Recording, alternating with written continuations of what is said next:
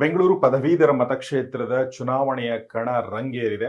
ರಂಗೇರಕ್ಕೆ ಬಹಳಷ್ಟು ಕಾರಣಗಳಿವೆ. ಅದರಲ್ಲಿ ಒಂದು ಕಾರಣ ಏನು ಅಂತಂದ್ರೆ, ಈ ಸಲ ಬಿಜೆಪಿ ಮತ್ತು ಕಾಂಗ್ರೆಸ್ ಈ ಎರಡೂ ಕ್ಯಾಂಡಿಡೇಟ್ಗಳಿಗೆ ಪ್ರಬಲ ಪೈಪೋಟಿ ನೀಡುತ್ತಿರುವಂತಹ ಒಬ್ಬ ಇಂಡಿಪೆಂಡೆಂಟ್ ಕ್ಯಾಂಡಿಡೇಟ್ ಕಣದಲ್ಲಿದ್ದಾರೆ. ಅವರು ಹಾಗೆ ನೋಡಿದರೆ ರಾಜಕೀಯ ಕ್ಷೇತ್ರಕ್ಕೆ ಏನು ಹೊಸಬ್ರಲ್ಲ. ಅವರು ಸಾಕಷ್ಟು ಗ್ರೌಂಡ್ನಲ್ಲಿ ಸಾಕಷ್ಟು ಕೆಲಸ ಮಾಡಿದ್ದಾರೆ. ಆದರೆ ನೇರವಾಗಿ ಚುನಾವಣಾ ಕಣಕ್ಕಿಳಿದಿರೋದು ಇದೇ ಮೊದಲನೇ ಬಾರಿಗೆ. ಅವರೇ ಉದಯ್ ಸಿಂಗ್ ಅವರು, ಇಂಡಿಪೆಂಡೆಂಟ್ ಕ್ಯಾಂಡಿಡೇಟ್, ಬೆಂಗಳೂರು ಪದವೀಧರ ಮತಕ್ಷೇತ್ರ. ಬನ್ನಿ ಹಾಗಾದ್ರೆ ಅವ್ರನ್ನ ಸ್ವಾಗತಿಸೋಣ. ಸರ್, ನಿಮಗೆ ಸ್ವಾಗತ. ನಮಸ್ಕಾರ. ನಮಸ್ಕಾರ. ಸೊ, ರಾಜಕೀಯ ರಂಗಕ್ಕೆ ಹೊಸಬ್ರೇನಲ್ಲ, ಅಂದ್ರೆ ರಾಜಕೀಯ ವಲಯದಲ್ಲಿ ಸಾಕಷ್ಟು ಆಪ್ತರಿದ್ದಾರೆ, ಸ್ನೇಹಿತರಿದ್ದಾರೆ, ಎಲ್ಲ ಪಕ್ಷಗಳಲ್ಲೂ ಸ್ನೇಹಿತರಿದ್ದಾರೆ. ಆದ್ರೆ ನೇರವಾಗಿ ಚುನಾವಣೆ ಕಣಕ್ಕೆ ಇಳಿದಿರೋದು ಇದೇ ಮೊದಲನೇ ಬಾರಿಗೆ. ಸರ್, ನೇರವಾಗಿ ನಿಮಗೆ ಪ್ರಶ್ನೆ ಕೇಳೋದಾದ್ರೆ, ಯಾಕೆ ಈ ಒಂದು ಪದವೀಧರ ಮತಕ್ಷೇತ್ರದ ಇಂಡಿಪೆಂಡೆಂಟ್ ಕ್ಯಾಂಡಿಡೇಟ್ ಆಗಿ ನೀವು ಕಂಟೆಸ್ಟ್ ಮಾಡ್ತಾ ಇದ್ದೀರಾ? ಮೊದಲನೇದಾಗಿ ನಾನೊಬ್ಬ ಪ್ರೊಫೆಷನಲ್ ಅಡ್ವೊಕೇಟ್ ಇದ್ದೀನಿ. ರಾಜಕೀಯ ಕ್ಷೇತ್ರ ನನಗೆ ಹೊಸದಲ್ಲ, ಆದ್ರೂ ಎಲೆಕ್ಟ್ರಲ್ ಪಾಲಿಟಿಕ್ಸ್ ನಾನು ಇವತ್ತಿನ ತನಕ ಬಂದಿಲ್ಲ. ನಮ್ಮ ಪ್ರಜಾತಂತ್ರ ವ್ಯವಸ್ಥೆಯಲ್ಲಿ ಈ ಚುನಾವಣೆಗಳಾಗಿರ್ಬೋದು, ನಮ್ಮ ರಾಜಕೀಯ ವ್ಯವಸ್ಥೆ ಆಗಿರ್ಬೋದು, ಅದು ಮೂಲ ಇದು ಬರ್ಲಿಕ್ಕೆ ಕಾರಣ ಏನಂತಂದ್ರೆ, ನಮ್ಮಿಂದ ಜನಪ್ರತಿನಿಧಿಗಳನ್ನ ನಾವು ಆಯ್ಕೆ ಮಾಡ್ತೀವಿ. ಅವರು ಒಂದು ಗುಡ್ ಅಡ್ಮಿನಿಸ್ಟ್ರೇಷನ್ ಕೊಡಬೇಕು ಅನ್ನೋ ಒಂದು ನಮಗೆ ಎಲ್ಲರಿಗೂ ಒಂದು ಅಭಿಪ್ರಾಯದಿಂದ ನಾವು ಒಂದು ಚುನಾವಣೆ ರಾಜಕೀಯದಲ್ಲಿ ಚುನಾವಣೆ ವ್ಯವಸ್ಥೆಗೆ ನಾವೆಲ್ಲ ಹೊಂದ್ಕೊಂಡಿದ್ದೀವಿ. ಆದರೆ ನಮ್ಮ ಒಂದು ಪದವೀಧರ ಕ್ಷೇತ್ರದಲ್ಲಿ ನಾನು ಒಂದು ಪೊಲಿಟಿಕಲ್ ಪಾರ್ಟಿಯಿಂದ ಟಿಕೆಟ್ ತಗೊಂಡು ಬರ್ಬೋದಾಗಿತ್ತು. ನಾನು ನನ್ನದೇ ಆದ ಒಂದು, ನಿಮ್ಗೆ ತಾವು ಏನು ಇತ್ತೀಚೆಗೆ ಕೇಳ್ತೀರಾ ಪೊಲಿಟಿಕಲ್ ಲಾಬಿ ಅಂತೀರ, ನನ್ನದೇ ಆದ ಸಂಪರ್ಕ ನನಗೂ ಇದೆ, ತರ್ಬೋದಾಗಿತ್ತು. ಆ ರೀತಿ ನಾನು ಪಾರ್ಟಿ ಟಿಕೆಟ್ ತಗೊಂಡು ಬಂದಿದ್ರೆ ನನಗೂ ಈಗಿರೋ ಎಕ್ಸಿಸ್ಟಿಂಗ್ ಕ್ಯಾಂಡಿಡೇಟ್ಗಳಿಗೂ ಏನು ವ್ಯತ್ಯಾಸನೇ ಇರ್ತಾ ಇರಲಿಲ್ಲ. ಆ ಟಿಕೆಟ್ ತಗೊಂಡು ನಿಲ್ಬೇಕು ಅನ್ನೋಂಗಿದ್ರೆ ನನ್ನ ಅವಶ್ಯಕತೆನೇ ಇಲ್ಲ. ಟಿಕೆಟ್ ತಗೊಂಡು ಆಲ್ರೆಡಿ ನಿಲ್ತಾ ಇದ್ದಾರೆ. ಅದ್ರ ಹೊರತಾಗಿ ಆ ಟಿಕೆಟ್ ಅನ್ನ ತಗೊಂಡು ನಿಲ್ಲೋರು ಅವರು ಯಾವ ರೀತಿ ಕೆಲಸ ಮಾಡ್ತಾ ಇದ್ದಾರೆ, ಅವರಿಂದ ಎಷ್ಟು ಅನ್ಯಾಯ ಆಗ್ತಿದೆ, ನಮ್ಮ ಒಂದು ವಿದ್ಯಾವಂತ ವರ್ಗಕ್ಕೆ ಎಷ್ಟು ಅನ್ಯಾಯ ಆಗ್ತಿದೆ ಅನ್ನೋದನ್ನ ಖಂಡಿಸಿ ಅದಕ್ಕೆ ನಾವು ಸೊಲ್ಯೂಷನ್ ಕಂಡುಹಿಡಬೇಕನ್ನೋ ಒಂದೇ ಒಂದು ಉದ್ದೇಶದಿಂದ ನಾನು ಇವತ್ತು ಪದವೀಧರರ ಧ್ವನಿಯಾಗಿ, ಪದವೀಧರರ ಶಕ್ತಿಯ ಮೇಲೆ, ಪದವೀಧರ ಬೆಂಬಲದಿಂದ ಈ ಒಂದು ರಾಜಕೀಯ ಪಕ್ಷದ ಹೆಸರು ಹೇಳ್ಕೊಂಡು ಈಗ 10 ವರ್ಷದಿಂದ ಈ ನಮ್ಮ ಪದವೀಧರ ಕ್ಷೇತ್ರವನ್ನ ಒಂಥರ ಕಾಂಟ್ರಾಕ್ಟ್ ತರ ತಗೊಂಡ್ಬಿಟ್ಟಿದ್ದಾರೆ. ಅದಕ್ಕೆ ಎಲ್ಲೋ ಒಂದ್ ಕಡೆ ಕಡಿವಾಣ ಹಾಕ್ಬೇಕು. ನಮ್ಮ ಏನು ಈಗ ಶಿಕ್ಷಕ ವರ್ಗ ಇದೆ, ನಮ್ಮ ಪದವೀಧರ ವರ್ಗ ಇದೆ, ನಿಮಗೆ ನಾನು ಹೇಳ್ಕೊಂತ ಹೋದ್ರೆ ದೊಡ್ಡ ಲಿಸ್ಟೇ ಇದೆ. ಯಾಕಂತಂದ್ರೆ ನಾವು MLC ಎಲೆಕ್ಷನ್ ಅನ್ನು ಜನರಲಿ ಯಾರು ಸೀರಿಯಸ್ ಆಗಿ ತಗೊಂತಿಲ್ಲ. ಇವತ್ತು ಗ್ರಾಮ ಪಂಚಾಯತ್ ಎಲೆಕ್ಷನ್ ಸೀರಿಯಸ್ ತಗೊಂತಿದ್ದಾರೆ, ತಾಲೂಕ್ ಪಂಚಾಯತ್ ಎಲೆಕ್ಷನ್ ಸೀರಿಯಸ್ ತಗೊಂತಾರೆ, ನಮ್ಮ BBMP ವಾರ್ಡ್ ಎಲೆಕ್ಷನ್ ಎಲ್ಲ ಸೀರಿಯಸ್ ತಗೊಂತಾರೆ. ಆದ್ರೆ ನಮ್ಮ ಪದವೀಧರ ಕ್ಷೇತ್ರದ ಬಗ್ಗೆ ಯಾರು ಆಸಕ್ತಿನೇ ತೋರಿಸಲ್ಲ. ಅದ್ರ ದುಷ್ಪರಿಣಾಮ ಇವತ್ತು ಏನಾಗ್ತಿದೆ ಅಂತಂದ್ರೆ, ಇವತ್ತೇನು ತಾವು ಸೊಸೈಟಿಯಲ್ಲಿ ನೋಡ್ತಾ ಇದ್ರಲ್ಲ, ನಮ್ಮ ವಿದ್ಯಾವಂತ ವರ್ಗ ಅತ್ಯಂತ ಹೆಚ್ಚು ಯಾರದು ತೊಂದರೆಗೀಡಾಗಿದ್ರೆ ನಮ್ಮ ವಿದ್ಯಾವಂತ ವರ್ಗ, ನಮ್ಮ ಶಿಕ್ಷಕ ವರ್ಗ. ಅದಕ್ಕೆ ಮೂಲ ಕಾರಣನೇ ಈ ನಮ್ಮ ಜನಪ್ರತಿನಿಧಿಗಳು, ಅದರಲ್ಲಿ ಎಸ್ಪೆಷಲಿ ಪದವೀಧರರಿಂದ ಆಯ್ಕೆಯಾಗಿ ಹೋಗಿರ್ತಕ್ಕಂಥವ್ರು. ಪದವೀಧರರ ನಾನು ಪ್ರತಿನಿಧಿ ಅಂತ ಹೇಳಿ ನಮ್ಮ ಕ್ಷೇತ್ರದಲ್ಲಿ ಏನು 10 ವರ್ಷದಿಂದ ತಿರುಗಾಡ್ತಿದ್ದಾರೆ.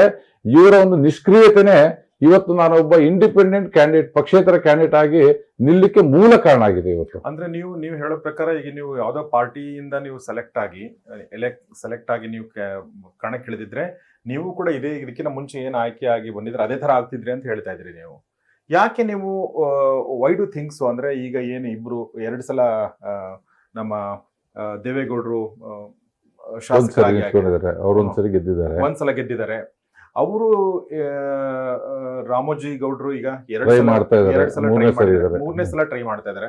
ಸೊ ಈ ಮುಂಚಿನ ಏನು ಪದವೀಧರ ಕ್ಷೇತ್ರದಿಂದ ಆಗಿ ಹೋದಂತ ಶಾಸಕರುಗಳೇನಿದ್ದಾರೆ, ವಿಧಾನ ಪರಿಷತ್ ಸದಸ್ಯರುಗಳೇನಿದ್ದಾರೆ, ಅವರ ನಿಷ್ಕ್ರಿಯತೆ ಬಗ್ಗೆ ಮಾತಾಡಿದ್ರಿ. ಅಂದ್ರೆ ಅವ್ರು ಏನ್ ಮಾಡ್ಬೇಕಾಗಿತ್ತು, ಏನ್ ಮಾಡಿಲ್ಲ ನಿಮ್ ಪ್ರಕಾರ? ಒಂದಷ್ಟು ಉದಾಹರಣೆಗಳು ಕೊಡ್ಬೋದಾ? ಸರ್, ಈಗ ಮುಖ್ಯವಾಗಿ ನೀವು ನೋಡಿ, ಈಗ ನಾನು ಅದನ್ನ ಜನಗಳಿಗೆ ಹೈಲೈಟ್ ಮಾಡ್ತಿದ್ದೀನಿ. ಜನಗಳಿಗೆ ಎಲ್ಲ ಗೊತ್ತೇ ಇದೆ. ಒಂದು ರಾಷ್ಟ್ರೀಯ ಪಕ್ಷದಿಂದ ನಾವು ಆಯ್ಕೆಯಾಗಿ ಹೋದ್ರೆ ಏನಾಗ್ತಾ ಇದೆ, ರಾಷ್ಟ್ರೀಯ ಪಕ್ಷದವರು ತಮ್ಮದೇ ಆದ ಒಂದು ಅಜೆಂಡಾ ಇರ್ತವೆ. ಬೆಳಗಿಂದ ಸಾಯಂಕಾಲ ತನಕ ರಾಷ್ಟ್ರೀಯ ಪಕ್ಷದ ಕೆಲಸ ಕಾರ್ಯಗಳಲ್ಲಿ ಅವರು ತೊಡಸ್ಕೋಬೇಕು. ಒಂದು. ಎರಡನೇದು, ವಿಚಾರಗಳು ಬಂದಾಗ, ಈಗ ಶಿಕ್ಷಕರಿಗೆ ಅನ್ಯಾಯ ಆಗ್ತಿದೆ, ನಮ್ಮ ಪದವೀಧರಿಗೆ ಅನ್ಯಾಯ ಆಗ್ತದೆ, ಆ ವಿಚಾರಗಳು ಬಂದಾಗ ಎಲ್ಲೋ ಒಂದ್ ಕಡೆ ಅವ್ರ ಸರ್ಕಾರಗಳು ಇರ್ತವೆ ಅಥವಾ ಅವರು ಅಪೋಸಿಷನ್ ನಲ್ಲಿ ಕೂತಿರ್ತಾರೆ. ಅವ್ರದೇ ಆದ ತಮ್ಮದೇ ಆದ ಒಂದು ಐಡಿಯಾಲಜಿ ಇರುತ್ತೆ. ಅದನ್ನ ಬಿಟ್ಟು ಅವರು ತಮ್ಮ ಪಕ್ಷದ ಐಡಿಯಾಲಜಿ ಒಂದು ಫ್ರೇಮ್ ಅಲ್ಲೇ ಇರ್ತಾರೆ ಹೊರತು ಪದವೀಧರರ ಸಂಕಷ್ಟಕ್ಕೆ ಅವ್ರು ಯಾರು ಸ್ಪಂದಿಸಲ್ಲ. ಯಾಕಂತಂದ್ರೆ ಅವ್ರಿಗೆ ಸಿಂಬಲ್ ಕಳ್ಸಿರುತ್ತೆ. So they are loyal to their symbols. ಅವ್ರು ಏನು ಪದವೀಧರ ಓಟ್ ಹಾಕಿರ್ತಾರೆ, ಬಟ್ ಅವ್ರಿಗೆ ಒಬ್ಬ ಕ್ಯಾಂಡಿಡೇಟ್ ಏನನ್ಸುತ್ತೆ, ನನಗೆ ನನ್ನ ಪಕ್ಷ ಗೆಲ್ಸಿದೆ, ನಾನು ಪಕ್ಷಕ್ಕೆ ಲಾಯಲ್ ಆಗಿರ್ಬೇಕಂತ ಹೊರತು ಒಬ್ಬ ಕಟ್ಟ ಕಡೆ ಒಬ್ಬ ಪದವೀಧರ ಏನ್ ಸಮಸ್ಯೆಯಲ್ಲಿ ಬಳಲ್ತಾ ಇದ್ದಾನೆ ಅಂತ ಇಂಡಿವಿಜುವಲಿ ಅವ್ರ ಸಹಾಯಕ್ಕೆ ಇವ್ರು ಯಾರು ಹೋಗ್ತಾ ಇಲ್ಲ. ಅದಕ್ಕೆ ನಿಮಗೆ ಎಕ್ಸಾಂಪಲ್ ಹೇಳ್ತೀನಿ ನೋಡಿ. ಇವಾಗ ನಮ್ಮ ರಾಜ್ಯದಲ್ಲಿ ಫಸ್ಟ್ ನಾವು ಶಿಕ್ಷಕರು ತಗೊಳ್ಳೋಣ ಸರ್. ಶಿಕ್ಷಕರು ಅಂತಂದ್ರೆ ಇವತ್ತು ನಾನಾಗಿರ್ಬೋದು, ನೀವಾಗಿರ್ಬೋದು, ಒಬ್ಬ ಶಿಕ್ಷಕ ಅಂತಂದ್ರೆ ಅವ್ರು ಡಾಕ್ಟ್ರು ಹೌದು, ಇಂಜಿನಿಯರ್ ಹೌದು, ಸೈಂಟಿಸ್ಟ್ ಹೌದು. ಯಾಕಂದ್ರೆ ನಮ್ಮನ್ನೆಲ್ಲ ಒಬ್ಬ ಸೈಂಟಿಸ್ಟ್ ಮಾಡೋರು ಒಬ್ಬ ಶಿಕ್ಷಕನೇ, ಒಬ್ಬ ಡಾಕ್ಟರ್ ಮಾಡೋರು ಒಬ್ಬ ಶಿಕ್ಷಕನೇ, ಒಬ್ಬ ಕ್ರೀಡಾಪಟು ಮಾಡೋದು ಒಬ್ಬ ಶಿಕ್ಷಕರನ್ನೇ. So they are the architect of the entire our society. ನಮ್ಮ ಸೊಸೈಟಿಯನ್ನ ನಿರ್ಮಾಣ ಮಾಡ್ತಕ್ಕಂಥ ಒಂದು ಶಿಲ್ಪಿ ಅವರು. ಅವರಿಗೆ ಆಗ್ತಿರ್ತಕ್ಕಂಥ ಅನ್ಯಾಯ ಯಾವ ಒಂದು ಸೆಕ್ಟರ್ ಅಲ್ಲಿರೋ ನಮ್ಮ ಪದವೀಧರಿಗೆ ಆಗ್ತಾ ಇಲ್ಲ. ಇವತ್ತು ನಮ್ಮ ಶಿಕ್ಷಕ ವರ್ಗದಲ್ಲಿ ನೀವೆಲ್ಲ ಕೇಳಿರ್ಬೋದು, ಅತಿಥಿ ಉಪನ್ಯಾಸಕರು ಅಂತ ಇದಾರೆ ಸರ್. ಗೆಸ್ಟ್ ಲೆಕ್ಚರ್ ಅಂತ ನಾವೆಲ್ಲ ಕೇಳ್ತಾ ಇದೀವಿ. Guest lecture, BBMP contract teachers ಇದ್ದಾರೆ. ಅದಾದ್ಮೇಲೆ ಈಗ ನಮ್ಮ ಸುಮಾರು ಎಲ್ಲ ಈಗ ಗೌರ್ಮೆಂಟ್ ಸ್ಕೂಲಲ್ಲಿ ಸ್ಟಾಫ್ ಕಡಿಮೆ ಇದೆ, ಅಲ್ಲೂ ಪಾರ್ಟ್ ಟೈಮ್ ಟೀಚರ್ ಆಗಿ ತಗೊಂತಾ ಇದಾರೆ. ಅಲ್ಲೂ ಈಗ ಅಲ್ಲಿ ವೇಕೆನ್ಸಿ ಇದೆ, ವೇಕೆನ್ಸಿ ಇರೋದಕ್ಕೋಸ್ಕರ ಇವ್ರನ್ನ ತಗೊಂತಾ ಇದಾರೆ. ಪಾರ್ಟ್ ಟೈಮ್ ಟೀಚರ್ ಯೂನಿವರ್ಸಿಟಿಯಲ್ಲಿ ಅವ್ರು ಪಾರ್ಟ್ ಟೈಮ್ ಅತಿಥಿ ಉಪನ್ಯಾಸಕರಾಗಿ ಅವ್ರು ಕೆಲಸ ಮಾಡ್ತಿದ್ದಾರೆ. ಅವ್ರ ಜೊತೆಗೆ ವಿದ್ಯಾಭ್ಯಾಸ ಮಾಡಿ ಅವ್ರ ಕೊಲಿಗ್ ಆಗಿರ್ತಕ್ಕಂಥವ್ರು ಅವ್ರಿಗೆ ಲೆಕ್ಚರ್ ಆಗಿದ್ದಾರೆ, ಇವರು ಅಲ್ಲಿ ಅತಿಥಿ ಆಗಿದ್ದಾರೆ. ವೇಕೆನ್ಸಿ ಇದೆ, ಖಾಲಿ ಇದೆ, ಆದ್ರೆ ಅವ್ರಿಗೆ ಅತಿಥಿಯಾಗೇ ಇಟ್ಟಿದ್ದಾರೆ. ಅವ್ರಿಗೆ ಈಗ 16 ವರ್ಷದಿಂದ ಅತಿಥಿಯಾಗೇ ಇಟ್ಟಿದ್ದಾರೆ. ಕಾಂಗ್ರೆಸ್ ಅಧಿಕಾರಕ್ಕೆ ಬಂದಿದೆ, ಬಿಜೆಪಿನೂ ಅಧಿಕಾರಕ್ಕೆ ಬಂದಿದೆ. ನಮ್ಮ ಈ ಒಂದು MLC ಇಂದ ಗೆದ್ದು ಹೋಗಿರ್ತಕ್ಕಂಥ ನಮ್ಮ ಅಭ್ಯರ್ಥಿಗಳು ಅಲ್ಲಿ ಕೂತಿದ್ದಾರೆ. ಒಬ್ರು ಸಹ ಆ ನೋವನ್ನ ಅರ್ಥ ಮಾಡ್ಕೊಳೋ ಒಂದು ಗೋಜಿಗೆ ಯಾರು ಹೋಗಿಲ್ಲ. ಒಬ್ರು 1.5 ಲಕ್ಷ ಸಂಬಳ ತಗೊಂತಿದ್ದಾರೆ, ಇವ್ರು 10,000 ರೂಪಾಯಿ ಸಂಬಳಕ್ಕೆ ಅತಿಥಿಯನ್ನ ಒಂದು ಟ್ಯಾಗ್ ಲೈನ್ ಅನ್ನ ಕಟ್ಕೊಂಡು 16 ವರ್ಷದಿಂದ ಜೀವನ ಮಾಡ್ತಿದ್ದಾರೆ. ಹಗಲು ರಾತ್ರಿ ಇದು ಮಾಡೋದು, ಪಾದಯಾತ್ರೆ ಮಾಡೋದು, ಫ್ರೀಡಂ ಪಾರ್ಕ್ ಅಲ್ಲಿ ಹೋಗಿ ಸತ್ಯಾಗ್ರಹ ಮಾಡೋದು, ಇದೇ ನಮ್ಮ ಶಿಕ್ಷಕರ ಬದುಕಾಗಿ ಹೋಗಿದೆ. ಜೊತೆಗೆ ನೆಕ್ಸ್ಟ್ ನಾವು ಶಿಕ್ಷಕರ ಬಗ್ಗೆ ಮಾತಾಡ್ಬೇಕಂತಂದ್ರೆ ಈಗ ಗೋರ್ಮೆಂಟ್ ಟೀಚರ್ಸ್ ನಾವೇನಂತೀವಿ, ಗೋರ್ಮೆಂಟ್ ಟೀಚರ್ ಕೈ ತುಂಬಾ ಸಂಬಳ ತಗೊಂತಿದಾರೆ ಅಂತ. ಅವರಷ್ಟು ತೊಂದರೆ ಇವತ್ತು ಯಾರು ಅನುಭವಿಸ್ತಿಲ್ಲ. ಇವತ್ತು ನೀವು ಯಾವುದೇ ಸರ್ಕಾರಿ ಶಾಲೆಗೆ ಹೋಗಿ 10 ಜನ ಟೀಚರ್ ಸ್ಟ್ರೆಂತ್ ಇರುತ್ತೆ. 10 ಜನ ಟೀಚರ್ ಸ್ಟ್ರೆಂತ್ ಅಲ್ಲಿ 4 ಜನ ಟೀಚರ್ ಇರ್ತಾರಲ್ಲಿ, 6 ಜನ ಟೀಚರೇ ಇಲ್ಲ. ವೇಕೆನ್ಸಿ ಹಂಗೆ ಖಾಲಿ ಹೊಡಿತಾ ಇದೆ. ಇವತ್ತು ಸರ್ಕಾರಿ ಶಾಲೆಯಲ್ಲಿ ಯಾರು ಹೋಗ್ತಾರೆ ಸರ್? ಬಡವ್ರ ಮಕ್ಕಳು, ಮಧ್ಯಮ ವರ್ಗ, ಬಡವ್ರ ಮಕ್ಕಳು, ಹಳ್ಳಿಗಾಡಲ್ಲಿರ್ತಕ್ಕಂಥ ಮಕ್ಕಳು ಸರ್ಕಾರಿ ಸ್ಕೂಲ್ ಮೇಲೆ ಇವತ್ತು ಡಿಪೆಂಡ್ ಆಗಿದ್ದಾರೆ. ಅಲ್ಲಿ ಆಕ್ಚುಲಿ ಸರ್ಕಾರ ಹೆಚ್ಚಿನ ಒತ್ತು ಕೊಡಬೇಕು. ಮಕ್ಕಳಿಗೆ ಯಾವ್ದು ರೀತಿ ತೊಂದರೆ ಆಗದ ರೀತಿ, ಶಿಕ್ಷಕರು ಯಾವ್ದು ತೊಂದರೆ ಆಗದ ರೀತಿ ಹೆಚ್ಚು ಒತ್ತು ಕೊಡಬೇಕು. 10 ಜನ ಶಿಕ್ಷಕರಿದ್ದಾರೆ, 4 ಜನ ಟೀಚರ್ ಇರ್ತಾರೆ, 6 ಜನ ಟೀಚರ್ ಇರಲ್ಲ. ಆ ಶಿಕ್ಷಕರು ಆ 10 ಜನ ಮಾಡೋ ಕೆಲಸನ 4 ಜನ ಮಾಡಬೇಕು. ಜೊತೆಗೆ ಮಿಡ್ ಡೇ ಮೀಲ್ಸ್ ಅಂತ ಒಂದು ತಂದಿದ್ದಾರೆ. ಅಡಿಗೆ ಮಾಡೋನ್ ಬಂದಿಲ್ಲ ಅಂದ್ರೆ ಪಾಪ ಇವರ ಶಿಕ್ಷಕರು ಹೋಗಿ ಅಡಿಗೆ ಮಾಡೋ ಕೆಲಸ ಮಾಡಬೇಕು. ಟಾಯ್ಲೆಟ್ ಕ್ಲೀನ್ ಮಾಡೋನ್ ಬಂದಿಲ್ಲ ಅಂತಂದ್ರೆ ಶಿಕ್ಷಕರೇ ಹೋಗಿ ಅಲ್ಲಿ ಟಾಯ್ಲೆಟ್ ಕ್ಲೀನ್ ಮಾಡಬೇಕು. ಅದಾದ್ಮೇಲೆ 108 ಒತ್ತಡ, ಆ ರಿಪೋರ್ಟ್ ಕೊಡಿ, ಈ ರಿಪೋರ್ಟ್ ಕೊಡಿ ಅಂತ ಬೆಂಗಳೂರಿಂದ ಅವರಿಗೆ ಒತ್ತಡವನ್ನು ಹಾಕ್ತಾ ಇರ್ತಾರೆ. ರಿಸಲ್ಟ್ ಫುಲ್ ಕೊಟ್ಟಿಲ್ಲ ಅಂತಂದ್ರೆ ಮತ್ತೆ ಅವ್ರ ಮೇಲೆ ಕ್ರಮವನ್ನು ಜರುಗಿಸ್ಕೊಳ್ತಾರೆ. ಇಷ್ಟು ಒತ್ತಡದ ಮಧ್ಯೆ ಇವತ್ತು ನಮ್ಮ ಶಿಕ್ಷಕರು 1 ದಿನ 2 ದಿನ ಅಲ್ಲ 16 ವರ್ಷದಿಂದ ಬಳಲ್ತಿದ್ದಾರೆ. ಇದನ್ನ ಎಲ್ಲರೂ ನೋಡ್ತಾ ಇದೀವಿ. ಇದಕ್ಕೆ ಕಾರಣಕರ್ತರು ಯಾರು ಅನ್ನೋದು ನಾವು ಯಾರು ಇವತ್ತು ಅದನ್ನ ತಿಳ್ಕೊಳಿಕ್ ಹೋಗ್ತಾ ಇಲ್ಲ. ಇದಕ್ಕೆ ಮೂಲ ಕಾರಣಕರ್ತರು ನಮ್ಮಿಂದ ಆಯ್ಕೆಯಾಗಿ ಹೋಗಿರ್ತಕ್ಕಂಥ MLCಗಳು. ಅವರು ಪದವೀಧರರು. ಒಬ್ಬ ಶಿಕ್ಷಕ ಅಂದ್ರೆ ಒಬ್ಬ ಪದವೀಧರ. ಆ ಶಿಕ್ಷಕರಿಗೆ ಯಾವ ರೀತಿ ಅನ್ಯಾಯ ಆಗ್ತಿದೆ, ಅದು ಶಿಕ್ಷಕರಿಗೆ ಅನ್ಯಾಯ ಆಗ್ತಿದೆ, ಜೊತೆಗೆ ಮಕ್ಕಳಿಗೆ ಅನ್ಯಾಯ ಆಗ್ತಿದೆ. ಗ್ರಾಮೀಣ ಪ್ರದೇಶದ ಮಕ್ಕಳಿಗೆ, ಬಡ ಮಕ್ಕಳಿಗೆ ಇವತ್ತು ಅನ್ಯಾಯ ಆಗ್ತಿದೆ. ಇಷ್ಟೆಲ್ಲ ಇದ್ರೂ ಸಹ ಒಂದು ವರ್ಡ್ ಅನ್ನ ಯಾರು ಇವತ್ತು ವಿಧಾನ ಪರಿಷತ್ತಲ್ಲಿ ಮಾತಾಡಕ್ ತಯಾರಿಲ್ಲ. ನಾವು ಯಾರು ಕೇಳಿಲ್ಲ, ನಾನು ಕೇಳಿಲ್ಲ, ತಾವು ಕೇಳಿಲ್ಲ, ಯಾರು ಇವತ್ತು ಕೇಳಿಲ್ಲ. ಅದ್ರ ಜೊತೆಗೆ ನಮ್ಮ ಉಪನ್ಯಾಸಕರಿಗೆ OPS NPS ತಾವು ನೋಡ್ತಾ ಇದ್ರೆ ಹೋರಾಟ ನಡೀತಾನೆ ಇದೆ. ಒಬ್ಬ MLA 1 ದಿನ ಆತ MLA ಆಗಿ ರಿಸೈನ್ ಮಾಡಿದ್ರೆ ಜೀವನ ಸಾಯೋ ತನಕ ಪೆನ್ಷನ್ ತಗೊಂತಾನೆ. ನಮ್ಮ ಶಿಕ್ಷಕರಿಗೆ OPS NPS ತಂದು ಅವರು ಪಾಠ ಮಾಡೋದ್ ಬಿಟ್ಟು, ಕೆಲಸ ಮಾಡೋದ್ ಬಿಟ್ಟು ಬರೀ ಹೋರಾಟ ಮಾಡ್ತಾ ಬರ್ತಾ ಇರ್ತಾರೆ. ಚುನಾವಣೆ ಬಂದಾಗ ನಾವು ಅದನ್ನ ಜಾರಿಗೆ ತರ್ತೀವಿ, NPS ತೆಗೆದು OPS ನಾವು ಜಾರಿಗೆ ತರ್ತೀವಿ ಅಂತ ಚುನಾವಣೆ ಬಂದಾಗ ಒಂದು ಆಶ್ವಾಸನೆ ಕೊಡ್ತಾರೆ. ಆಶ್ವಾಸನೆ ಕೊಡ್ತಾ ಇದಾರೆ. ಚುನಾವಣೆ ಬಂದಾಗ ಯಾಕೆ ಕೊಡ್ತಾರೆ? ಒಂದು ಬದ್ಧತೆ ಬೇಡವಾ? ಒಬ್ಬ ಶಿಕ್ಷಕ ಇವತ್ತು ಅವರು ಪಾಪ ಮನೆಯಿಂದ ಹೊರಗೆ ಬಂದ ಶಿಕ್ಷಕ ಅವರು ವಿದ್ಯಾರ್ಥಿಗಳನ್ನ ತನ್ನ ಮಕ್ಕಳಕ್ಕಿಂತ ಹೆಚ್ಚು ಅವ್ರ ಮೇಲೆ ಆಸಕ್ತಿ ಕೊಟ್ಟು ಪ್ರೀತಿಯಿಂದ ಅವರಿಗೆ ಓದಿಸ್ತಾರೆ, ಪಾಠ ಮಾಡ್ತಾರೆ. ಅವ್ರಿಗೆ 108 ಸಮಸ್ಯೆ ಇದ್ರೂ ಸಹ ಅದನ್ನ ಯಾರು ನೆನ್ಸ್ಕೊಳಲ್ಲ. ಶಾಲೆಗೆ ಬಂದ ತಕ್ಷಣ ತನ್ನ ಮಕ್ಕಳ ತರ ಅವರು ಪ್ರೀತಿ ಮಾಡ್ತಾರೆ. ಅಷ್ಟು ಒಂದು ತ್ಯಾಗ ತಪಸ್ಸವನ್ನು ಮಾಡಿ ಒಂದು ಸಮಾಜದಲ್ಲಿ ಒಂದು ವಿದ್ಯಾವಂತ ವರ್ಗನ ಅವ್ರು ಸೃಷ್ಟಿ ಮಾಡ್ತಾ ಇದ್ದಾರೆ. ಅಂತವ್ರಿಗೆ ಇಷ್ಟು ಸರ್ಕಾರ ತೊಂದರೆ ಕೊಡ್ತಾ ಇದೆ. ಅದ್ರ ಬಗ್ಗೆ ಆಯ್ಕೆಯಾಗಿ ಹೋಗಿರ್ತಕ್ಕಂಥ ದೇವೇಗೌಡರು 6 ನಿಮಿಷನೂ ವಿಧಾನ ಪರಿಷತ್ತಲ್ಲಿ ಮಾತಾಡಿಲ್ಲ. ಜೊತೆಗೆ ಕಾಂಗ್ರೆಸ್ ಇಂದ ಏನ್ ಟಿಕೆಟ್ ತಗೊಂಡು ಬಂದಿದ್ದಾರೆ ಇದು ರಾಮೋಜಿ 2012ರಿಂದ ಸತತವಾಗಿ ಅವರು ಗ್ರೌಂಡ್ ಅಲ್ಲಿ ಇದ್ದಾರೆ. 2012ರಿಂದ ಸತತವಾಗಿ 2017 ಚುನಾವಣೆ ನಿಂತ್ಕೊಂಡ್ರು, 2018 ಚುನಾವಣೆ ನಿಂತ್ಕೊಂಡ್ರು, ಈಗ 2024 ಮತ್ತೆ ಚುನಾವಣೆ ನಿಲ್ತಾ ಇದ್ದಾರೆ. ಚುನಾವಣೆ ನಿಲ್ಲೋದು, ಚುನಾವಣೆ ಏನಕ್ಕೆ ನಿಲ್ಬೇಕು? ನಾನು ನಮ್ಮ ಪದವೀಧರರ ನಾನು ಪ್ರತಿನಿಧಿ ಆಗ್ತೀನಿ, ನಿಮ್ಮ ಕಷ್ಟಗಳಿಗೆ ನಾನು ಸ್ಪಂದಿಸ್ತೀನಿ, ನಿಮ್ಮ ಧ್ವನಿಯಾಗಿ ನಾನು ಹೋರಾಟ ಮಾಡ್ತೀನಿ ಅಂತ ನಾವು ಚುನಾವಣೆಗೆ ಬರ್ತೀವಿ. ನಾನು ಈಗ ಬಂದಿದ್ದೀನಿ. ಸೋಲು ಗೆಲುವು ಅದು ಯಾರಾದ್ರೂ ಒಬ್ರು ಗೆಲ್ತಾರೆ, ಇನ್ನೊಬ್ರು ಸೋತ ತಕ್ಷಣ ನಾನು ಮನೆಗೆ ಹೋಗ್ಬಿಡೋದು, ಚುನಾವಣೆ ಬಂದಾಗ ಮತ್ತೆ ಇದು ಹೊರಗೆ ಬರೋದು, ಇಂಥವ್ರನ್ನ ಇಂಥ ರಾಜಕಾರಣಿಗಳಿಗೆ ನಮಗೆ ಬೇಕಾ? ಜೊತೆಗೆ ಮತ್ತೆ ಮೊನ್ನೆ ಏನಾಯ್ತು, ಇವರು ನಮ್ಮ ಮತದಾರರಿಗೆ ಆಮಿಷ ಕೊಟ್ಟು, ನಾನು ಇವತ್ತು ದುಡ್ಡಿದೆ ನನ್ನ ಹತ್ರ, ಎಲ್ಲ ಟಿವಿಯಲ್ಲೆಲ್ಲ ತಾವೆಲ್ಲ ನೋಡಿರ್ಬೋದು, ಎಲ್ಲಾ ಕಡೆಗೂ ಅವ್ರದ್ದೆಲ್ಲ ಸಾಮಾನೆಲ್ಲ ಸೀಜ್ ಆಯ್ತು, ನಾನು ತಟ್ಟೆ ಕೊಟ್ಟು, ನಾನು ಬಟ್ಲ ಕೊಟ್ಟು, ನಾನು ಮತದಾರನ ನಾನು ಕೊಂಡ್ಕೊಂತೇನೆ ಅನ್ನೋ ಒಂದು ಮನಸ್ಥಿತಿಯನ್ನ ಈಗಲೇ ಹಿಡ್ಕೊಂಡು ಮತದಾರ ಹತ್ರ ಹೋಗಿದ್ದಾರೆ. ಇನ್ನು ಚುನಾವಣೆ ವೋಟಿಂಗ್ ಇನ್ನು ಬಂದಿಲ್ಲ, ಈಗ್ಲೇನೆ ಅವ್ರು ಚುನಾವಣೆ ನಾನು ತಟ್ಟೆ ಕೊಡ್ತೀನಿ, ನಾನು ಬಟ್ಲ ಕೊಡ್ತೀನಿ ಅಂತ ನಮ್ಮ ಮತದಾರಿಗೆ ಆಮಿಷ ಹೊಡ್ತಾರೆ. ನೀವೇ ಯೋಚನೆ ಮಾಡಿ, ಈ ತರ ವ್ಯಕ್ತಿ ನಮಗ್ ಬೇಕಾ? ಅವ್ರು ಇವತ್ತು ತಟ್ಟೆ ಬಟ್ಲಕ್ಕೇನೆ ಈ ಚುನಾವಣೆಯನ್ನು ಮುಗಿಸ್ಲಿಕ್ಕೆ ಹೊರಟಿದ್ದಾರೆ. ನಮ್ಮ ಒಂದು ವಿದ್ಯಾವಂತ ವರ್ಗದ ಒಂದು ಭವಿಷ್ಯವನ್ನ ಒಂದು ತಟ್ಟೆ ಒಂದು ಬಟ್ಲಕ್ಕೆ ನಮ್ಗೆ ಸಮ ಮಾಡ್ತಾ ಇದ್ದಾರೆ. ಇವತ್ತು ಅವರು 5 ಕೋಟಿ 10 ಕೋಟಿ 20 ಕೋಟಿ ಏನೋ ಒಂದು ಇನ್ವೆಸ್ಟ್ ಮಾಡಿದವರು ನಾಳೆ ಅವ್ರು ಏನ್ ಮಾಡ್ಬೋದು? ಅವರಿಗೆ ಬೀದಿಯಲ್ಲಿ ನಿಂತ್ಕೊಂಡು ಇವತ್ತು ಶಿಕ್ಷಕ ವರ್ಗ ಇವತ್ತು ಬೀದಿಯಲ್ಲಿ ನಿಂತಿದೆ, ಅದು ಕಾಣ್ತಾ ಇಲ್ಲ. ನಾನೊಂದು MLC ಆದ್ರೆ ಸಾಕು ಅನ್ನೋ ಒಂದು ಹಗಲು ಕನ್ಸ್ಕೊಂಡು ತಿರುಗಾಡ್ತಾ ಇದ್ದಾರೆ. ಇದು ನಮ್ಮ ಶಿಕ್ಷಕ ವರ್ಗದ ಸಮಸ್ಯೆ ಇದೆ ಸರ್.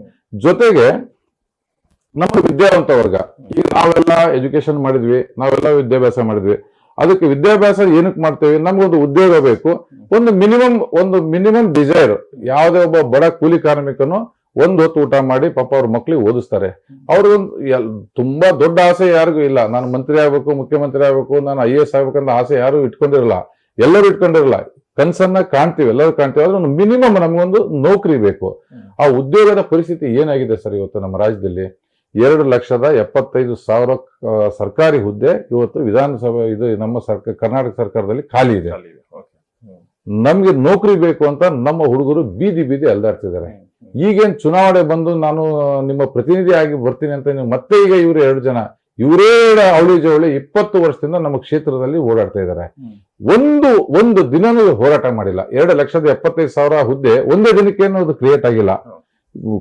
ಕಾಲಕ್ರಮೇಣ ಅದು over the period of time ಅದು 2,75,000 ತನಕ ಮುಟ್ಟಿದೆ. ಅದರಲ್ಲಿ ಇವತ್ತು ವಿದ್ಯಾವಂತ ವರ್ಗಕ್ಕೆ ಅವ್ರಿಗೆ ಇವತ್ತು ಬೀದಿ ಡಿಗ್ರಿ ಮಾಡಿ ಪಾಪ ತಿರುಗಾಡ್ತಾ ಇದ್ದಾರೆ. ಅವ್ರಿಗೆ ಆಶ್ರಯನೇ ಇಲ್ಲ, ಮನೆಗೆ ಹೋಗ್ಲಿಕ್ಕೆ ಆಗ್ತಾ ಇಲ್ಲ. ಯಾಕಂದ್ರೆ ಡಿಗ್ರಿ ಮಾಡಿದ್ದಾರೆ, ಬೆಂಗಳೂರಲ್ಲಿ ಆಫೀಸ್ ತಿರುಗಾಡ್ತಿದ್ದಾರೆ. ಅವರಿಗೆ ನೌಕರಿ ಕೊಡಿಸ್ಲಿಕ್ಕೆ, ಉದ್ಯೋಗ ಕೊಡಿಸ್ಲಿಕ್ಕೆ ಒಂದು ಚಿಕ್ಕ ಹೋರಾಟನೂ ಇವರು 2 ಜನ ಮಾಡಿಲ್ಲ. KPSC ಯಲ್ಲಿ ನಿರಂತರ ಹಗರಣ ನಡೀತಿದೆ. ಹಗರಣಗಳ ಒಂದು ಮಹಾಸಾಗರ ಆಗೋಗಿದೆ ಇವತ್ತು ನಮ್ಮ KPSC ಯಲ್ಲಿ ಡಿಪೆಂಡ್ ಆಗಿರೋರು ಯಾರು? ಶ್ರೀಮಂತರ ಮಕ್ಕಳು KPSC ಮೇಲೆ ಡಿಪೆಂಡ್ ಆಗಿಲ್ಲ. ಅವ್ರು ಏನೋ ದೊಡ್ಡ ಲೆವೆಲ್ ಅಲ್ಲಿ ಪ್ರೈವೇಟ್ ಸೆಕ್ಟರ್ಗೆ ಹೋಗ್ತಾರೆ. KPSC ಡಿಪೆಂಡ್ ಆಗಿರೋದು ನಮ್ಮ ಮಧ್ಯಮ ವರ್ಗ ಮತ್ತು ಬಡ ವರ್ಗದವರು ಕಷ್ಟಪಟ್ಟು ಓದ್ತಾರೆ, ಕಾಂಪಿಟೇಟಿವ್ ಎಕ್ಸಾಮ್ ಬರೆದು ನನಗೇನೊಂದು ಉತ್ತಮವಾದ ನೌಕರಿ ಸಿಗ್ಲಿ ಅಂತ ಬರ್ತಾರೆ. ಆದ್ರೆ ನಮ್ಮ KPSC ನಮ್ಮ ರಾಜ್ಯದಲ್ಲಿ ಏನಾಗಿದೆ? KPSC ಅಂದ ತಕ್ಷಣ ಹಗರಣಗಳ ಒಂದು ಕೂಪ ಆಗಿ ಹೋಗಿದೆ. ಅದು ಇವತ್ತು 10 ವರ್ಷದಿಂದ ಯಾವುದೇ ಒಂದು ನೋಟಿಫಿಕೇಶನ್, ಫಸ್ಟ್ ಅಂತೂ ನೋಟಿಫಿಕೇಶನ್ ಬರಲ್ಲ. 2,75,000 ಹುದ್ದೆ ಖಾಲಿ, ನೋಟಿಫಿಕೇಶನ್ ಬರಲ್ಲ. ಈಗ ನೋಡಿ, ನಮ್ಮ ತಹಶೀಲ್ದಾರ್ ಹುದ್ದೆ ಎಷ್ಟೋ ಹುದ್ದೆ ಖಾಲಿ ಇದೆ, ಇವತ್ತಿನ ತನಕ ನೋಟಿಫಿಕೇಶನ್ ಬರ್ತಾ ಇಲ್ಲ. ಅಪ್ಪಿ ಏನೋ ನೋಟಿಫಿಕೇಶನ್ ಬರುತ್ತೆ. ನೋಟಿಫಿಕೇಶನ್ ಬರೆದು ಕಷ್ಟಪಟ್ಟು ಇವ್ರು ಪಾಪ ಎಕ್ಸಾಮ್ ಬರೀತಾರೆ. ಎಕ್ಸಾಮ್ ಬರೆದು ರಿಸಲ್ಟ್ ಅನೌನ್ಸ್ ಆಗಿ ನೆಕ್ಸ್ಟ್ ಡೇನೆ ಪೇಪರ್ ಅಲ್ಲಿ ಬರುತ್ತೆ, ಇದ್ರಲ್ಲಿ ಅಕ್ರಮ ಆಗಿದೆ ಅಂತ ಕೋರ್ಟಿಗೆ ಹೋಗ್ತಾರೆ. ಯಾವ್ದು ಅಕ್ರಮ ಆಗಿಲ್ಲ ಅಂದ್ರೆ ಕೊನೆಗೆ ಕೋರ್ಟಿಗೆ ಹೋಗ್ತಾರೆ, ಇಲ್ಲ ಅಂದ್ರೆ ಅಕ್ರಮ ಆಗ್ತಾ ಇದೆ. ಇದರಿಂದ ಯಾರೋ 4 ಜನ ಬ್ರೋಕರ್ಸ್ ಚೆನ್ನಾಗಿ ದುಡ್ಡು ಮಾಡ್ಕೊಂತ ಇದ್ದಾರೆ. ರಾಜಕಾರಣಿಗಳು ನಮ್ಮಲ್ಲೇ ಈಗ ಎಲ್ಲಾ ಕರೆಕ್ಟ್ ಇದ್ರೆ ಒಬ್ಬರಿಂದ ಕೋರ್ಟಿಗೆ ಹಾಕ್ತಾರೆ. ಇದು ಎಲ್ಲ ಕಣ್ಣೆದುರುಗಡೆ ಕಾಣ್ತಾ ಇದೆ. ಈ KPSC ಇಂದ ಸುಮಾರು ನಮ್ಮ ರಾಜ್ಯದಲ್ಲಿ ಲಕ್ಷಾಂತರ ಯುವಕರಿಗೆ ಇವತ್ತು ಅವರ ಒಂದು ಭವಿಷ್ಯ ಇವತ್ತು ಅಂಧಕಾರದ ಹತ್ರ ಹೋಗಿದೆ. ಇದ್ರ ಬಗ್ಗೆ ಈ 2 ಕ್ಯಾಂಡಿಡೇಟ್, ಈ 2 ರಾಷ್ಟ್ರೀಯ ಪಕ್ಷದ ಕ್ಯಾಂಡಿಡೇಟ್ ಒಂದು ಹೋರಾಟನೂ ಮಾಡಿಲ್ಲ. ಕಣ್ಣೆದುರುಗಡೆ ಭವಿಷ್ಯ ಹಾಳಾಗ್ತಿದೆ, ಒಂದು ಹೋರಾಟ ಮಾಡಿಲ್ಲ. ಸರ್, ಈಗ ಒಂದು ಪ್ರಶ್ನೆ ಕೇಳ್ಬೇಕು. ನೀವು ಒಂದು ಬಹಳ ಬ್ಯೂಟಿಫುಲ್ ಮಾತು ಹೇಳಿದ್ರಿ. ಅಂತಂದ್ರೆ ಪಕ್ಷದಿಂದ ಗೆದ್ದವರು ಆ ಸಿಂಬಲ್ಗೆ ಅವರು ಸ್ಲೇವ್ ಆಗ್ಬಿಡ್ತಾರೆ, ಅಂದ್ರೆ ಆ ಐಡಿಯಾಲಜಿ ಒಳಗಡೆ ಸಿಕ್ಕಾಕೋತ್ರ ಮಾತು ಹೇಳಿದ್ರಿ. ನೀವು ಅದಕ್ಕೆ ಇಂಡಿಪೆಂಡೆಂಟ್ ಆಗಿ ನಿಂತ್ಕೊಳ್ಳೋದಕ್ಕೆ ಬಹಳ ಒಳ್ಳೆ ಮಾತನ್ನ ಹೇಳಿದ್ರಿ. ಆದ್ರೆ ಈಗ ನಿಂತ್ಕೊಳ್ಳೋಕ್ಕಿಂತ ಮುಂಚೆ ನಿಮ್ದೊಂದು ಜರ್ನಿ ಅಂತ ಇರ್ಬೇಕಲ್ಲ. ಈಗ ನೀವು ಕೂಡ ಬೇರೆಯವ್ರಿಗೆ ಹೇಳ್ತಾ ಇದ್ರೆ ಎಲೆಕ್ಷನ್ ಬಂದ ತಕ್ಷಣ ಎದ್ದು ಬಂದ್ರು ಅಂತ ಹೇಳಿ. ಈಗ ಎಲೆಕ್ಷನ್ ಬಂದಾಗ ನೀವು ಕಾಣ್ತಾ ಇದ್ರಿ, ಬಟ್ ಗ್ರೌಂಡ್ ಅಲ್ಲಿ ನೀವು ಎಷ್ಟು ದಿನಗಳಿಂದ ಇದ್ದೀರಿ, ಈ ಸಮಸ್ಯೆಗಳನ್ನ ನೀವು ಎಷ್ಟು ದಿನಗಳಿಂದ ಅರ್ಥ ಮಾಡ್ಕೊಂಡಿದ್ದೀರಿ, ಏನ್ ಹೋರಾಟ ಮಾಡಿದ್ರಿ ಇವರಿಗೆ ಅನ್ನೋದು ಪ್ರಶ್ನೆ ಬರುತ್ತೆ. ಈಗ ನೋಡಿ, ಈ ಚುನಾವಣೆ ಬಂದಿದೆ, 15 ಜನ ಅಭ್ಯರ್ಥಿಗಳಿದ್ದಾರೆ ಚುನಾವಣೆಯಲ್ಲಿ. 2 ರಾಷ್ಟ್ರೀಯ ಪಕ್ಷದ ಅಭ್ಯರ್ಥಿ ಇದ್ದಾರೆ, ಜೊತೆಗೆ ನಮ್ಮಂತ ಪಕ್ಷೇತರ ಅಭ್ಯರ್ಥಿಗಳು 15 ಜನ ಇದ್ದಾರೆ. ನೀವು ಸತತವಾಗಿ 6 ತಿಂಗಳದ್ದು ನಮ್ಮ ರಾಜ್ಯದಲ್ಲಿ ಈ ಯಾವುದೇ ನ್ಯೂಸ್ ಪೇಪರ್ ಓದಿ, ನಾನು ಸಬ್ಜೆಕ್ಟ್ ಆಧಾರಿತ ನಾನು ಎಲ್ಲಾ ಕಡೆಗೂ ಪ್ರೆಸ್ ಮೀಟ್ ಮಾಡಿದ್ದೀನಿ. ಒಂದು ಪ್ರೆಸ್ ಮೀಟ್ ಮಾಡ್ತಿದ್ದಾರೆ ಒಬ್ಬ ವ್ಯಕ್ತಿ ಅಂತಂದ್ರೆ ಸಬ್ಜೆಕ್ಟ್ ಗೊತ್ತಿಲ್ಲ ಅಂದ್ರೆ ಪ್ರೆಸ್ ಮೀಟ್ ಮಾಡ್ಲಿಕ್ಕೆ ಆಗಲ್ಲ. ಫಸ್ಟ್ ಈ ಒಂದು ಕ್ಷೇತ್ರ ಒಂದು ಪದವೀಧರರಿಗೆ ಎಷ್ಟು ಪ್ರಾಮುಖ್ಯ ಅಂತ ತಿಳಿಸ್ಕೊಟ್ಟವ್ರೆ ನಾವು. MLC ಚುನಾವಣೆ ಅಂತಂದ್ರೆ MLC ಚುನಾವಣೆ ಇದೆ ಅಂತ ಪೇಪರ್ ಅಲ್ಲಿ ನಾವು ನೋಡ್ತಿದ್ವಿ, ಚುನಾವಣೆ ಆದ್ಮೇಲೆ ಇಂಥ ಗೆದ್ರು ಅಂತ ನಾವು ನೋಡ್ತಾ ಇದ್ವಿ. ನಾವು ಮನೆ ಮನೆಗೆ ಹೋಗಿ ಇವತ್ತು ನಾವು ಪದವೀಧರರು ಏನ್ ಸಮಸ್ಯೆಯಿಂದ ಬಳಲ್ತಾ ಇದೀವಿ, ಇವತ್ತು ನಾವು ಉದ್ಯೋಗ ಇಲ್ಲದೆ ಇವತ್ತು ಬೀದಿ ಅಲ್ಲಾಡ್ತಾ ಇದೀವಿ, ಶಿಕ್ಷಕ ವರ್ಗ ಪಾಠ ಮಾಡೋದನ್ನ ಬಿಟ್ಟು ಬೀದಿಗೆ ಅವ್ರಿಗೆ ಸಣ್ಣ ಅವರು ಸೌಕರ್ಯಕ್ಕೋಸ್ಕರ ಇವತ್ತೇನು ಅವರು ಹೋರಾಟ ಮಾಡ್ತಿದ್ದಾರೆ. ಇದಕ್ಕೆಲ್ಲ ಮುಖ್ಯ ಕಾರಣ ನಮ್ಮಿಂದ ಆಯ್ಕೆ ಆಗಿ ಹೋಗಿರ್ತಕ್ಕಂಥ MLC ನಿಷ್ಕ್ರಿಯತೆ. MLAಗಳು ಡೆವಲಪ್ಮೆಂಟಲ್ ಕೆಲಸದಲ್ಲಿ ಬಿಜಿ ಇರ್ತಾರೆ, ಆದ್ರೆ MLC ನಮ್ಮ ಪದವೀಧರ ಕ್ಷೇತ್ರದಿಂದ ಆಯ್ಕೆ ಆಗಿರುತ್ತೆ. MLC ಅವ್ರ ಕೆಲಸ ಏನು, ಅಪಾರ್ಟ್ ಫ್ರಮ್ ಕಾನ್ಸ್ಟಿಟ್ಯೂಷನಲ್ ವರ್ಕ್ ಏನಿದೆ ಅದು ಬಿಟ್ಟು ಪದವೀಧರ ಅವರನ್ನ ಯಾರು ಆಯ್ಕೆ ಮಾಡಿ ಹೋಗಿದ್ದಾರೆ, ಅವರು ಯಾವ ಸಮಸ್ಯೆಯಿಂದ ಬಳಲ್ತಾ ಇದ್ದಾರೆ, ಆ ಸಮಸ್ಯೆಗೆ ಪರಿಹಾರವನ್ನ ಕಂಡು ಹಿಡ್ಕೋಬೇಕು, ಸರ್ಕಾರ ತನಕ ಅವ್ರ ಧ್ವನಿಯನ್ನು ತಗೊಂಡು ಹೋಗ್ಬೇಕು ಅಂತ ಇದೆ ಅಂತ ಒಂದು ಮನವರಿಕೆಯನ್ನ ಪ್ರಥಮವಾಗಿ ನಾವು ಮಾಡ್ಕೊಟ್ಟಿದೀವಿ ಅಂತಂದ್ರೆ ಅದನ್ನೆಲ್ಲ ಫಸ್ಟ್ ನಾನು ಅರ್ಥ ಮಾಡ್ಕೊಂಡಿದ್ದೀನಿ. ಜೊತೆಗೆ ನಾನು ಇವತ್ತು ಈ ಒಂದು ಪದವೀಧರ ಕ್ಷೇತ್ರಕ್ಕೆ ಬರ್ಲಿಕ್ಕೆ ಮುಖ್ಯ ಕಾರಣನೇ ಈ KPSC ಹಗರಣ ಆಗಿದೆ. KPSC ಹಗರಣದಲ್ಲಿ ಸಿಲುಕಿರ್ತಕ್ಕಂಥ ವಿದ್ಯಾರ್ಥಿಗಳು, ಸಿಲುಕಿರ್ತಕ್ಕಂಥ ಅಭ್ಯರ್ಥಿಗಳು 7-8 ವರ್ಷ ಹಿಂದೆ ನನ್ನ ಹತ್ರ, ನಾನೊಬ್ಬ ಅಡ್ವೊಕೇಟ್ ಇದ್ದೀನಿ, ನನ್ನ ಹತ್ರ ಬಂದ್ರು. ಏನಕ್ಕೋಸ್ಕರ ಬಂದ್ರು ಅಂದ್ರೆ ಅವ್ರಿಗೆ ಫೀಸ್ ಕಟ್ಟಕ್ ದುಡ್ಡು ಆಗ್ತಿರ್ಲಿಲ್ಲ. ಯಾರೋ ಈ ತರ ನಮ್ಮ ಸ್ನೇಹಿತರು ಹೇಳಿದ್ರು, ಅವ್ರು ಕರ್ಕೊಂಡು ನನ್ನ ಹತ್ರ ಬಂದು ಪಾಪ ಅವ್ರು ಮಾತಾಡುವಾಗ ನಮ್ಗೆ ಸ್ವಲ್ಪ ಫೀಸ್ ಕನ್ಸೆಷನ್ ಕೊಡಿ, ನಮ್ಗೆ ಈ ತರ ಅನ್ಯಾಯ ಆಗ್ಬಿಟ್ಟಿದೆ, ನಾವು ಇತ್ಲ ಊರಿಗೆ ಹೋಗಂಗಿಲ್ಲ, ನಮ್ಮ ತಂದೆ ತಾಯಿ ಎಲ್ಲ ಕೂಲಿ ಮಾಡಿ ನಮ್ನ ಓದಿಸಿದ್ದಾರೆ, ಏನೋ ಕಷ್ಟ ಪಟ್ಕೊಂಡು ಇಲ್ಲಿ ವಿಜಯನಗರದಲ್ಲಿ ನಾವು ಟ್ಯುಟೋರಿಯಲ್ ಓದ್ತಾ ಇದ್ವಿ ಅಂತ ಬಂದ್ರು. ನಾನ್ ಕೇಳಿದೆ, ಏನಪ್ಪ ನೀವು ಎಷ್ಟು ದುಡ್ಡು ಕೊಡ್ತೀರಾ, ಏನ್ ಫೀಸ್ ಕೊಡ್ತೀರಾ ಅಂತ. ಪಾಪ ಒಬ್ರು 500 ಕೊಡ್ತೀನಿ ಅಂತಾರೆ, 1000 ಕೊಡ್ತೀನಿ ಅಂತಾರೆ. ಬೆಂಗಳೂರು ಹೈಕೋರ್ಟ್ ಲಾಯರ್ ಫೀಸ್ ಇವ್ರು ಯಾರಿಗೂ ಗೊತ್ತಿಲ್ಲ, ಐಡಿಯಾನೇ ಇಲ್ಲ. ಆಯ್ತು ಅಂತ 2 ದಿನ ಬಿಟ್ಟು ನಾವು ಮತ್ತೆ ಅವ್ರನ್ನ ಕರೆಸಿದ್ರೆ ಒಂದು 38-40 ಹುಡುಗರು ಟೀಮ್ ಇತ್ತು. ಅವರ ಕೇಸನ್ನ ನಾವು ತಗೊಂಡು ನಮ್ಮದೇ ಆದ ಒಂದು 4-5 ಜನ ಅಡ್ವೊಕೇಟ್ಸ್ ನಾವು ತಂಡ ಕಟ್ಕೊಂಡು, ಯಾಕಂದ್ರೆ ಬೆಳಗಿಂದ ಸಾಯಂಕಾಲ ಮಠ ನಾವು ಕೋರ್ಟಲ್ಲಿ ನಿಂತ್ಕೊಂಡ್ರೆ ನಾವು ಚೆನ್ನಾಗಿ ದುಡಿಮೆ ಮಾಡ್ತೀವಿ. ಆದ್ರೆ ನಾವು ಯಾವತ್ತೂ ಕೋರ್ಟ್ ಟೈಮ್ ಬಿಟ್ಟು ಹೊರಗಡೆ ಸಮಾಜದಲ್ಲಿ ತೋರಿಸ್ಕೊಂಡಿಲ್ಲ. ಇದು ಒಂದು ಒಳ್ಳೆ ಅವಕಾಶ ಇದೆ, ಅವ್ರ ನೆರವಿಗೆ ನಾವು ಬರೋಣ ಅಂತ ಹೇಳಿ ಅವತ್ತಿಂದ ಇವತ್ತಿನ ತನಕ ಕಂಟಿನ್ಯೂಸ್ ಆಗಿ ಯಾವುದೇ ಒಂದು ಈ ತರ ನಮ್ಮ ರಿಕ್ರೂಟ್ಮೆಂಟ್ ಸ್ಕ್ಯಾಮ್ ಅಲ್ಲಿ ಆಗಿರೋ ನಮ್ಮ ತನಕ ಬಂದ್ರೆ ಕೋರ್ಟ್ ಫೀಸು ನಾವೇ ಕಟ್ಟಿ ಕೇಸನ್ನ ನಡೆಸೋ ಒಂದು ಕೆಲಸನ ಮಾಡ್ತಾ ಬರ್ತೀವಿ. ಇದ್ರ ಮಧ್ಯೆ ಇವ್ರ ಜೊತೆ ಕೂತಾಗ ನಿಜವಾಗ್ಲೂ ಏನ್ ಸಮಸ್ಯೆ ಇದೆ, ಕೋರ್ಟ್ ಅಲ್ಲಿ ನಾನು ಹೋಗಿ ನನ್ನ ಹತ್ರ 10 ಜನ ಬರ್ತಾರೆ, 20 ಜನ ಬರ್ತಾರೆ, 100-200 ಜನ ಬಂದ್ರು, ಕೋರ್ಟ್ ಅಲ್ಲಿ ಹೋಗಿ ನಾನು ಆರ್ಡರ್ ತರಬಹುದು. ಆದ್ರೆ ನಿಜವಾದ ಸಮಸ್ಯೆ ಎಲ್ಲಿದೆ ಅಂತ ಹುಡುಕ್ತಾ ಹೋದಾಗ ಅವಾಗ ಗೊತ್ತಾಯ್ತು, ಎಂಟೈರ್ ಸರ್ಕಾರನೇ ಇವತ್ತು ನೋಡಿ ಶೈಕ್ಷಣಿಕ ಕ್ಷೇತ್ರ ಆಗಿರ್ಬೋದು, ಯುವ ಜನಾಂಗದ ಭವಿಷ್ಯ ಆಗಿರ್ಬೋದು, ಅದ್ರ ಬಗ್ಗೆ ಎಲ್ಲೂ ಚರ್ಚೆ ನಡೆಯಲ್ಲ. ತಾವು ನೋಡಿ, ಎಲ್ಲೂ ಚರ್ಚೆ ನಡೆಯಲ್ಲ. ಬೇರೆ ಎಲ್ಲ ಚರ್ಚೆ ನಡೆಯುತ್ತೆ. ನಮ್ಮ ಸಮಾಜವನ್ನ ನಿರ್ಮಾಣ ಮಾಡ್ಬೇಕಾಗಿರ್ತಕ್ಕಂಥ ಮುಖ್ಯ ಭಾಗನೇ ನಮ್ಮ ಶೈಕ್ಷಣಿಕ ವ್ಯವಸ್ಥೆ ಹಾಗೂ ಉದ್ಯೋಗ. ಅದು ಎರಡರ ಬಗ್ಗೆ ಎಲ್ಲೂ ಚರ್ಚೆ ನಡೆಯಲ್ಲ. ಇದಕ್ಕೆ ನಾವು ಏನಾದ್ರೂ ಒಂದು ನಾವು ಮಾರ್ಗನ ಕಂಡುಹಿಡಿಯಲೇಬೇಕು.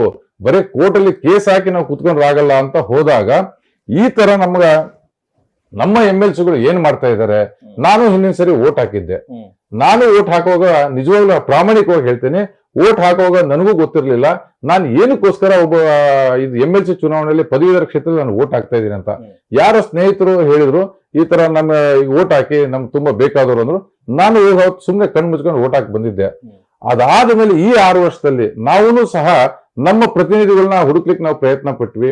ಪಾಪ ಈ KPSCಯಲ್ಲಿ ಏನು ನಮಗೆ ತೊಂದರೆ ಇದಾಗಿದ್ದಾರೋ ಅವರು ನಮ್ಮ ಈ MLCಗಳು ಹುಡುಕ್ಲಿಕ್ಕೆ ಸಾಕಷ್ಟು ಪ್ರಯತ್ನ ಪಟ್ರು, ಶಿಕ್ಷಕರು ಹುಡುಕ್ಲಿಕ್ಕೆ ಪ್ರಯತ್ನ ಪಟ್ರು. ಅವಾಗ ಗೊತ್ತಾಯ್ತು, ಆ ಗೆದ್ದೋಗಿರೋ ವ್ಯಕ್ತಿಗೂ ಗೊತ್ತಿಲ್ಲ ಅವ್ರು ಏನ್ ಕೆಲಸ ಮಾಡ್ಬೇಕು ಅಂತ. ಪಕ್ಷ ಗೆಲ್ಸಿದೆ, ನಾನು ಪಕ್ಷಕ್ಕೆ ಕೆಲಸ ಮಾಡ್ಬೇಕು ಅನ್ನೋದೊಂದು ಮನಸ್ಥಿತಿಯಲ್ಲಿ ಗೆದ್ದಿರೋರು ಕುತ್ಕೊಂಡಿದ್ದಾರೆ ಅಂತ. ಸೋತಿರೋ ವ್ಯಕ್ತಿ 2 ಸರಿ ಸೋತರು. ಸೋತ ಮೇಲೆ ಅಟ್ಲೀಸ್ಟ್ ಏನೇನ್ ಸಮಯ, ಯಾಕಂದ್ರೆ 2 ಸರಿ ನಾವು ಕಣದಲ್ಲಿ ಇದೀವಿ ಅಂತಂದ್ರೆ ಪ್ರತಿ ಒಂದು ಸಮಸ್ಯೆನೂ ನಮಗೆ ಗೊತ್ತಾಗುತ್ತೆ. ಓಟ್ ನಾವು ಕೇಳಲಿಕ್ಕೆ ಹೋದಾಗ ಎಲ್ಲರೂ ಸಮಸ್ಯೆ ಗೊತ್ತಾಗುತ್ತೆ. ಆ ಸಮಸ್ಯೆಗೆ ನಾನು ಪರಿಹಾರ ಕಂಡುಹಿಡ್ಕೊಳ್ಳೋಣ, ಅವರಿಗೆ ನಾನು ಧ್ವನಿಯಾಗಿ ಅವ್ರ ಜೊತೆಗಿರೋಣ. ಕೇವಲ ಚುನಾವಣೆ ಟೈಮಲ್ಲಿ ಹೋಗಿ ನಾನು ಕೈ ಮುಗಿತೀನಿ, ಕಾಲಿಗೆ ಬೀಳ್ತೀನಿ, ಪಕ್ಷದ ಸಿಂಬಲ್ ತಗೊಂಡ್ ಬಂದ್ಬಿಟ್ಟಿದ್ದೀನಿ, ನಾನು ಆ ಗಿಫ್ಟ್ ಕೊಡ್ತೀನಿ, ಈ ಗಿಫ್ಟ್ ಕೊಡ್ತೀನಿ, ಅದು ನಮ್ಮ ಪ್ರಜಾತಂತ್ರ ವ್ಯವಸ್ಥೆಗೆ ಅದು ಮಾರಕ. ನಾನು ಅವ್ರು ಧ್ವನಿಯಾಗಿರೋಣ ಅಂತ 16 ಈಗ ಎಷ್ಟು 2012ರಿಂದ ಇವತ್ತಿನ ತನಕ ಒಂದು ಚಿಕ್ಕ ಹೋರಾಟನು KPSC ಹಗರಣ ವಿರುದ್ಧ ಮಾಡಿಲ್ಲ, ನಮ್ಮ ಶಿಕ್ಷಕರ ಸಮಸ್ಯೆಗಳ ವಿರುದ್ಧ ಮಾಡಿಲ್ಲ, ನಮ್ಮ ನೇಮಕಾತಿ ಇಷ್ಟು ವೇಕೆನ್ಸಿ ಅದ್ರ ಬಗ್ಗೆ ಮಾಡಿಲ್ಲ.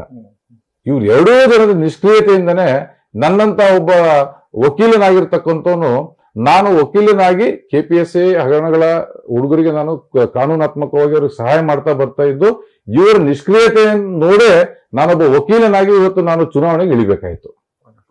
ಸರ್, ಈಗ ಒಬ್ಬ ಪದವೀಧರ ಮತಕ್ಷೇತ್ರ ಅಥವಾ ಶಿಕ್ಷಕರ ಮತಕ್ಷೇತ್ರ, ವಿಶೇಷವಾಗಿ ಪದವೀಧರ ಮತಕ್ಷೇತ್ರದ ಬಗ್ಗೆ ನೀವು ಮಾತಾಡ್ತಿರ್ಬೇಕಾದ್ರೆ ಅವೇರ್ನೆಸ್ ಬಗ್ಗೆ ನೀವು ಹೇಳಿದ್ರಿ. ಈಗ ನಮ್ಮ ಹತ್ರ 1,22,000 ಮತದಾರರು ಇದಾರೆ ಅಂತ ಹೇಳಿದ್ರಿ. ಬಟ್ ನಮ್ಮ ನಿಜವಾದ ಪದವೀಧರ ಸಂಖ್ಯೆ ಎಷ್ಟು ಸರ್? ನೋಡಿ, ನಮ್ಮ ಯಾಕೆ ಅಂದ್ರೆ ನಾ ಹೇಳ್ತಾ ಇರೋದು, ಯಾಕೆ ಮತದಾರರು ಇದರಿಂದ ಅಂದ್ರೆ ನಾ ಹೇಳೋದು, ಮತದಾರನು ಕೂಡ ಕತ್ತಲಲ್ಲಿ ಇಡುವಂತ ಒಂದು ಪ್ರಯತ್ನ ಮಾಡ್ತಾ ಇದಾರ ಅಂತ. ಅಂದ್ರೆ ಏನಿದ್ದಾರೆ ಅಷ್ಟಕ್ಕೆ ಉಳಿಸ್ಕೊಂಡು ಅವರಿಂದನೇ ಓಟ್ ತಗೊಂಬೋಣ, ಜಾಸ್ತಿ ಬರೋದ್ ಬೇಡ ಅನ್ನೋ ತರದ್ದು. ಈಗ ಪದವೀಧರ ಆದ ತಕ್ಷಣ ಒಬ್ಬ ವ್ಯಕ್ತಿ ಅವನ ಪದವೀಧರ ಒಂದ್ಸಲ ಆಗ್ಬಿಟ್ರೆ ಅವ್ನ ಲೈಫ್ ಲಾಂಗ್ ಪದವೀಧರನ ತಾನೆ. ಅವ್ನು ಪ್ರತಿ 6 ವರ್ಷಕ್ಕೊಂದ್ಸಲ ಯಾಕೆ ರಿಜಿಸ್ಟ್ರೇಷನ್ ಮಾಡ್ಬೇಕು ಅನ್ನೋದೊಂದು ಪ್ರಶ್ನೆ. ಎರಡನೇದು, ಅದಕ್ಕೊಂದು ಆನ್ಲೈನ್ ಪ್ರೊಸೆಸ್ ಈವರೆಗೂ ಮಾಡಿಲ್ಲ. ಸೊ ಈ ತರದ್ದು ಲೂಪ್ ಹೋಲ್ಸ್ಗಳು ತುಂಬಾ ವ್ಯವಸ್ಥೆನಲ್ಲಿದೆ. ಈ ಬಗ್ಗೆ ತಾವೇನು ಹೇಳಕ್ ಇಷ್ಟಪಡ್ತೀರಿ ಸರ್? ಸರ್, ಇದು ನಮ್ಮ ಸಿಸ್ಟಮ್ ಅಲ್ಲಿ ನೀವು ಹೇಳಿದ್ ಕರೆಕ್ಟ್ ಇದೆ. ನೋಡಿ, ಲಾಸ್ಟ್ ಟೈಮ್ 65,000 ಎನ್ರೋಲ್ ಆಗಿದ್ರು. ಈ ಬಾರಿ ನಮ್ ತರ ಈಗ ನಾವು ಅದರಲ್ಲಿ ಮೇಜರ್ ಕಾಂಟ್ರಿಬ್ಯೂಷನ್ ಇದೆ, ನನ್ನ ಸಮಸ್ತ ನನ್ನ ತಂಡದ್ದು. ಜೊತೆಗೆ ನಂತರ ಬೇರೆ ಬೇರೆ ನಮ್ಮ ಅಭ್ಯರ್ಥಿಗಳನ್ನು ಸಹ ಸಾಕಷ್ಟು ಪ್ರಚಾರ ಮಾಡಿದ್ರು. ಆಮೇಲೆ ಮುಖ್ಯವಾಗಿ ಈ ಚುನಾವಣೆಯಲ್ಲಿ ಪ್ರಥಮ ಬಾರಿಗೆ ನಮ್ಮ ಮುಖ್ಯ ಚುನಾವಣಾಧಿಕಾರಿಗಳು ವೈಡ್ ಪ್ರಯತ್ನ ಪಟ್ರು. ನಾವು ಯಾಕಂದ್ರೆ ಪ್ರಥಮವಾಗಿ ಅವ್ರನ್ನ ಭೇಟಿಯಾದಾಗ ಹೇಳಿದ್ರು, ಈ ಸರಿ ನಾನು ಡಬಲ್ ಮಾಡ್ತೀನಿ ಇದನ್ನ ಅಂತ. ಒಂದು ಪ್ರಾಮಾಣಿಕವಾಗಿ ಈ ಫಸ್ಟ್ ಟೈಮ್ ಅವ್ರನ್ನು ಒಳ್ಳೆ ಕೆಲಸ ಮಾಡಿದ್ರು. ಚುನಾವಣಾಧಿಕಾರಿಗಳನ್ನು ಮಾಡಿದ್ದಾರೆ, ನಂತರ ಅಭ್ಯರ್ಥಿಗಳನ್ನು ಮಾಡಿದ್ದಾರೆ. ಮುಖ್ಯವಾಗಿ ಇವತ್ತಿನ ತನಕ ಇದು ಒಂದು ಸೀಮಿತ ಇದಾಗಿ ಹೋಗ್ಬಿಟ್ಟಿತ್ತು. 4 ಜನದ ಕೈಯಲ್ಲಿ ಅವ್ರ ಕೈಗೊಂಬೆ ಆಗಿತ್ತು ನಮ್ಮ MLC ಕ್ಷೇತ್ರ. MLC ಅಂತಂದ್ರೆ ನಾನು ನಾಮಿನೇಷನ್ ಮಾಡ್ತೀನಿ, ನಾನು ಗೆಲ್ತೀನಿ, ಕೇವಲ ಒಂದು ವ್ಯಕ್ತಿ ವಿಶೇಷಕ್ಕೋಸ್ಕರ ಆಗಿತ್ತು. ಒಂದು ವ್ಯಕ್ತಿ MLC ಆಗ್ಲಿಕ್ಕೋಸ್ಕರ ಒಂದು ಸಿಸ್ಟಮ್ ಕೆಲಸ ಮಾಡ್ತಾ ಇತ್ತು. ಆದ್ರೆ ನಮ್ಮ ಪದವೀಧರರ ಶಕ್ತಿಯಾಗಿ ಪದವೀಧರಿಗೋಸ್ಕರ ಅದು ಯಾವುದೂ ಯೂಸ್ ಆಗ್ತಾ ಇರಲಿಲ್ಲ. ನೀವು 70-75 ವರ್ಷದ ಇತಿಹಾಸ ನೋಡಿ ಸರ್, ಇವತ್ತಿನ ತನಕ ಪದವೀಧರರ ಬಗ್ಗೆ ಒಬ್ರು ಒಂದು ಕೌನ್ಸಿಲ್ ಅಲ್ಲಿ, ಅಸೆಂಬ್ಲಿಯಲ್ಲಿ ಎಲ್ಲೂ ಒಂದು ಚಕಾರ ಇತ್ತಿಲ್ಲ. ಇಲ್ಲಿಂದ ಗೆದ್ದು ಹೋಗಿರೋದು, ನಮ್ಮ ಬೆಂಗಳೂರು ಕ್ಷೇತ್ರದಿಂದ ಗೆದ್ದು ಹೋಗಿರೋದು. ಅವ್ರಿಗೆ ಏನಂತಂದ್ರೆ, ನಾನೊಬ್ಬ MLC ಆಗ್ಬೇಕನ್ನೋದು ಒಂದೇ ಒಂದು ಕನ್ಸು ಬಿಟ್ರೆ, ಏನಕ್ಕೋಸ್ಕರ MLC ಆಗ್ಬೇಕು, ಅವಶ್ಯಕತೆ ಏನು ಅನ್ನೋದ್ರ ಬಗ್ಗೆ ಯಾವುದೇ ರಾಜಕೀಯ ಪಕ್ಷದವರು ಇವತ್ತಿನ ತನಕ ಇದನ್ನು ವೈಡ್ ಆಗಿ ಪಬ್ಲಿಸಿಟಿನೇ ಮಾಡಿಲ್ಲ. ಎನ್ರೋಲ್ಮೆಂಟ್ ಮಾಡೋ ಕೆಲಸ ಯಾವುದೇ ರಾಜಕೀಯ ಪಕ್ಷದವ್ರು ಮಾಡಿಲ್ಲ. ಜೊತೆಗೆ ನಮ್ಮ ಇದ್ರಲ್ಲೂ ಬಹಳಷ್ಟು ಲೂಪೋಲ್ ಇದೆ. ನಾವು ಮ್ಯಾನ್ಯುವಲ್ ಆಗಿ ನಾವು ಅಪ್ಲಿಕೇಶನ್ ಫಾರ್ಮ್ ತುಂಬಬೇಕು. ಆ ಅಪ್ಲಿಕೇಶನ್ ಫಾರ್ಮ್ ಮ್ಯಾನ್ಯುವಲ್ ಆಗಿ ತುಂಬಬೇಕು, ಅವ್ರದೆಲ್ಲ TC ಕೊಡಬೇಕು, ಸುಮಾರು ಡಾಕ್ಯುಮೆಂಟೇಶನ್ ಇರುತ್ತೆ. ಅದ್ರ ಬಗ್ಗೆ ಚುನಾವಣಾ ನಮ್ಮ ಸರ್ಕಾರದ ತಂತ್ರಗಳನ್ನು ವೈಡ್ ಪಬ್ಲಿಸಿಟಿ ಯಾರು ಕೊಡ್ತಾ ಇಲ್ಲ. ನಾವು ಅಪ್ಲಿಕೇಶನ್ ತಗೊಂಡೋಗಿ ಅಲ್ಲಿ ಕೊಟ್ರೆ ಆ BBMP ಅಧಿಕಾರಿಗಳು ಕೂತಿರ್ತಾರೆ, ಅವ್ರು 108 ಕ್ವಾರಿ ಬರ್ಕಂತ ಅವ್ರಿಗೆ ಏನಾದ್ರೂ ಒಂದು ಇದನ್ನ ರಿಜೆಕ್ಟ್ ಮಾಡ್ಲಿಕ್ಕೆ ಏನ್ ಬೇಕೋ ಅದನ್ನ ಮಾಡ್ಕೊಂತ ಅವ್ರು ಕೂತಿರ್ತಾರೆ. ಆಮೇಲೆ ಇವತ್ತೊಬ್ಬ ವಿದ್ಯಾವಂತ ವರ್ಗ ಬೆಳಗಿಂದ ಸಾಯಂಕಾಲ ಮಟ್ಟ ಅವ್ರು ಕೆಲಸ ಮಾಡೋದು ಬಿಟ್ಟು ಅಪ್ಲಿಕೇಶನ್ ತಗೊಂಡು ಅವ್ರ ರಿಜಿಸ್ಟ್ರೇಷನ್ ಲೈನ್ ನಿಲ್ಲಕ್ಕೆ ಆಗಲ್ಲ. ನಮ್ಗೆ ಇವತ್ತೊಂದು ತರಕಾರಿ 10 ರೂಪಾಯಿ ತರಕಾರಿ ತಗೊಂಡ್ರೆ ನಾವು ಆನ್ಲೈನ್ ಅಲ್ಲಿ ಪೇಮೆಂಟ್ ಮಾಡ್ತೀವಿ, ಆದ್ರೆ ಆನ್ಲೈನ್ ರಿಜಿಸ್ಟ್ರೇಷನ್ ಫೆಸಿಲಿಟಿ ಇಲ್ಲ ಇದರಲ್ಲಿ. ಸೊ ಈ ತರ ಎಲ್ಲ ಲೂಪಲ್ ಇದೆ. ಇದಕ್ಕೆ ಮುಖ್ಯ ಕಾರಣ ಏನಂತಂದ್ರೆ, ನಮ್ಮ ಏನು ರಾಜಕೀಯ ವ್ಯವಸ್ಥೆ ಇದೆ ಅವರಿಗೆ ಇದ್ರ ಬಗ್ಗೆ ಕಾಳಜಿ ಇಲ್ಲ. ನಮ್ಮ ಪಕ್ಷದಿಂದ ಒಬ್ಬ MLC ಆದ್ರೆ ಸಾಕು, ಇದು ಯಾರಿಗೂ ಇದ್ರ ಬಗ್ಗೆ ಅವೇರ್ನೆಸ್ ಮೂಡಬಾರ್ದು. ಈಗ ನೀವು ಯಾವ್ದೇ ಒಂದು 10 ಜನ ಪದವೀಧರನ್ನ ಕೇಳಿ, ಪಾಪ ಅವ್ರಿಗೆ ಯಾರಿಗೂ ಗೊತ್ತೇ ಇಲ್ಲ ಇದ್ರ ಬಗ್ಗೆ. ಆಮೇಲೆ ಇನ್ನೊಂದು ನೀವು ಹೇಳಿದ್ರಿ, ಒಂದ್ಸರಿ ಎನ್ರೋಲ್ಮೆಂಟ್ ಆಗಿರುತ್ತೆ, ಮತ್ತೆ ಅವರು ಸೇಮ್ ಪ್ರೊಸೆಸ್ ಮತ್ತೆ ಕಂಟಿನ್ಯೂ ಮಾಡ್ಬೇಕು. ಒಂದ್ ಚುನಾವಣೆ ಆದ ತಕ್ಷಣ ಆ ಎಂಟೈರ್ ಅದು ವೋಟರ್ ಲಿಸ್ಟ್ ಅದು ಹೊರಟೋಗುತ್ತೆ, ಮತ್ತೆ ಹೊಸ ವೋಟರ್ ಲಿಸ್ಟ್ ಇದಾಗುತ್ತೆ. ಅಟ್ಲೀಸ್ಟ್ ರಿನ್ಯೂವಲ್ ಪ್ರೊಸೆಸ್ ಅದನ್ನು ಇಲ್ಲ ಇದರಲ್ಲಿ. ಸರ್, ಫೈನಲ್ ಆಗಿ ಈಗ ನೀವು ಒಂದಷ್ಟು ಸಮಸ್ಯೆಗಳನ್ನ ಹೇಳಿದ್ರಿ, ಮತ್ತು ನನಗನಿಸ್ತು ನೀವು ಆ ಎಲ್ಲ ಸಮಸ್ಯೆಗಳ ವಿರುದ್ಧ ಹೋರಾಟ ಮಾಡ್ತೀರಾ. ನಿರುದ್ಯೋಗ ಸಮಸ್ಯೆ ಇರಬಹುದು, ಅಥವಾ ಇದು KPSC ಹಗರಣ ಇರಬಹುದು, ಅತಿಥಿ ಶಿಕ್ಷಕರ ಸಮಸ್ಯೆಗಳಿರ್ಬೋದು, ಪದವೀಧರರಿಗೆ ಉದ್ಯೋಗ ಕೊಡಿಸುವಂಥದ್ದು ಇರ್ಬೋದು. ಈ ಎಲ್ಲದರ ಬಗ್ಗೆ ನೀವು ಗೆದ್ರೆ ನೀವು ನಿಮ್ಮ ಒಂದು 6 ವರ್ಷ ಟರ್ಮ್ ಅಲ್ಲಿ ನೀವು ಮಾಡ್ತೀರಾ ಅಂತ ನೀವು ಹೇಳಿದ್ರಿ. ಇದ್ರ ಹೊರತಾಗಿ ನಿಮ್ದು ಏನಿದೆ ಸರ್ ಯೋಜನೆಗಳು? ಅಂದ್ರೆ ಸಮಸ್ಯೆಗಳಿಗೆ ಸ್ಪಂದಿಸೋದು ಒಂದಾದ್ರೆ, ಹೊಸ ಯೋಜನೆಗಳನ್ನ ಕೊಡುವಂಥದ್ದು, ಹೊಸದಾಗಿ ಸೌಲಭ್ಯಗಳನ್ನ ಸೌಕರ್ಯಗಳನ್ನ ಕೊಡುವಂಥದ್ದು ಪದವೀಧರರಿಗೆ, ಅದ್ರ ಬಗ್ಗೆ ತಮ್ದು ಏನಾದ್ರೂ ಯೋಚನೆಗಳಿದೆಯಾ? ನಾನು ನನ್ನದೇ ಆದ ಒಂದು ಬ್ಲೂ ಪ್ರಿಂಟ್ ಅನ್ನು ರೆಡಿ ಮಾಡಿ ಇಟ್ಕೊಂಡಿದ್ದೀನಿ, ರೂಪುರೇಷೆಯನ್ನು ರೆಡಿ ಮಾಡಿ ಇಟ್ಕೊಂಡಿದ್ದೀನಿ. ಫಸ್ಟ್ ಪ್ರಥಮವಾಗಿ ನಮ್ಮ ಶಿಕ್ಷಕ ವರ್ಗ ಏನಿವತ್ತು ಸಂಕಷ್ಟದಲ್ಲಿದೆ ಅವರನ್ನ, ಯಾಕಂದ್ರೆ ನಾನು ಒಬ್ಬ 25 ವರ್ಷ ಆಯ್ತು ನಾನು ಅಡ್ವೊಕೇಟ್ ಆಗಿ, ನನಗೆ ಈ ನಮ್ಮ ನೆಲದ ಕಾನೂನು ಬಗ್ಗೆ ಎಲ್ಲ ಚೆನ್ನಾಗಿ ಅರ್ಥ ಮಾಡ್ಕೊಂಡಿದ್ದೀನಿ. ಯಾವ ರೀತಿ ಅವರ ಸಮಸ್ಯೆಯಿಂದ ನಾವು ಅವ್ರನ್ನ ಹೊರಗೆ ತಗೊಂಡ್ಬರ್ಬೋದು ಅನ್ನೋದು ನನಗೆ ಚೆನ್ನಾಗಿ ಅರ್ಥ ಮಾಡ್ಕೊಂಡಿದ್ದೀನಿ. ಬದ್ಧತೆ ಬೇಕಾಗಿದೆ ಅಷ್ಟೇನೆ. ಬದ್ಧತೆ ಇದ್ರೆ ಅತಿಥಿ ಉಪನ್ಯಾಸಕರನ್ನು ನಾವು ರೆಗ್ಯುಲರ್ ಉಪನ್ಯಾಸಕರಾಗಿ ಮಾಡ್ಬೋದು. ಜೊತೆಗೆ ನಮ್ಮ ಏನೀಗ ವೇಕೆನ್ಸೀಸ್ ಏನಿದಾವಲ್ಲ, ವೇಕೆನ್ಸಿನೂ ನಾವು ಫಿಲಪ್ ಮಾಡ್ಬೋದು. ನೀವು ನೋಡಿ, ಇವತ್ತು ನಮ್ಮ ರಾಜಕಾರಣಿಗಳು ಅವ್ರಿಗೆ ಏನಾದ್ರು ಬೇಕು ಅಂತಂದ್ರೆ ರಾತ್ರಿ 12 ಗಂಟೆ ತನಕ ಅಸೆಂಬ್ಲಿ ಸೆಷನ್ ಅಲ್ಲಿ ಕೂತ್ಕೊಂಡು ಅವ್ರು ಮಾಡ್ಕೊಂತಾರೆ. ಆದ್ರೆ ನಮ್ಮಂತ ಒಂದು ಸಾಧಾರಣ ವ್ಯಕ್ತಿಗಳ ವಿಷಯ ಬಂದಾಗ ಅದು ವರ್ಷಾನ್ಗಟ್ಲೆ ಅದು ಹಂಗೆ ತೇಲ್ತಾ ಹೋಗ್ತಾ ಇರುತ್ತೆ. ಮಾಡ್ತಾರೆ. ಈಗ ಪೆನ್ಷನ್ ವಿಚಾರ ಹೇಳಿದಲ್ಲ, ಒಂದಿನ ಅವ್ರು ಒಬ್ಬ MLA ಆದ್ರೆ ಅವ್ನು ಸಹಾಯ ತನಕ ಪೆನ್ಷನ್ ತಗೊಂತಾನೆ. ಆದ್ರೆ ನಮ್ಮ ಶಿಕ್ಷಕರಿಗೆ ಕೆಲವರಿಗೆ ಇನ್ನೂ ತನಕ ಪೆನ್ಷನ್ ಸೆಟ್ಲ್ ಆಗಿಲ್ಲ, ಪೆನ್ಷನ್ ಕೆಲವರಿಗೆ ಬರ್ತಾ ಇಲ್ಲ. ಸೊ ಈ ತರ ನನ್ನದೇ ಆದ ಒಂದು ಕನಸಿದೆ. ಫಸ್ಟ್ ಪ್ರಯಾರಿಟಿ, ನಾನು ಇವತ್ತು ರಾಜಕೀಯ ಚುನಾವಣೆ ವ್ಯವಸ್ಥೆಗೆ ಬರ್ತಿರೋದು ಒಂದೇ ಒಂದು ಕಾರಣ, ನಾನು ಕೇವಲ ಬರೀ ನಾನೊಬ್ಬ MLC ಆಗಿ ಮೆರಿಬೇಕಂತಲ್ಲ, ನಮ್ಮ ಶಿಕ್ಷಕರು ಅನುಭವಿಸ್ತಕ್ಕಂಥ ಸಮಸ್ಯೆಗೆ ಪರಿಹಾರ ಕಂಡುಹಿಡಬೇಕಂತ. ಹೋರಾಟ ಅಲ್ಲ, ಅದಕ್ಕೆ ಶಾಶ್ವತ ಪರಿಹಾರ ಕಂಡುಹಿಡಬೇಕು.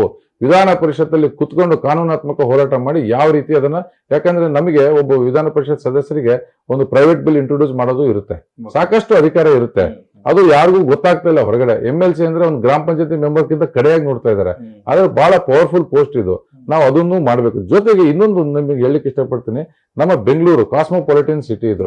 ಬೆಂಗಳೂರಲ್ಲಿ ನಮ್ಮ ರಾಜ್ಯದ ಯಥೇಚ್ಛ ಇಂಡಸ್ಟ್ರೀಸ್ ಇರೋದೇ ಬೆಂಗಳೂರಲ್ಲಿ. ಆದ್ರೂ ಸಹ ನಮ್ಮ ಬೆಂಗಳೂರು ಜನ ಇವತ್ತು ನಿರುದ್ಯೋಗ ಜಾಸ್ತಿ ಇರೋದೇ ಬೆಂಗಳೂರಲ್ಲಿ. ಬೆಂಗಳೂರು ಸರೌಂಡಿಂಗ್ಸ್ ನಮ್ದೇನು ಡಿಸ್ಟಿಕ್ ಇದೆಯಲ್ಲ, ನಿರುದ್ಯೋಗ ಜಾಸ್ತಿ ಇಲ್ಲೇ ಇದೆ.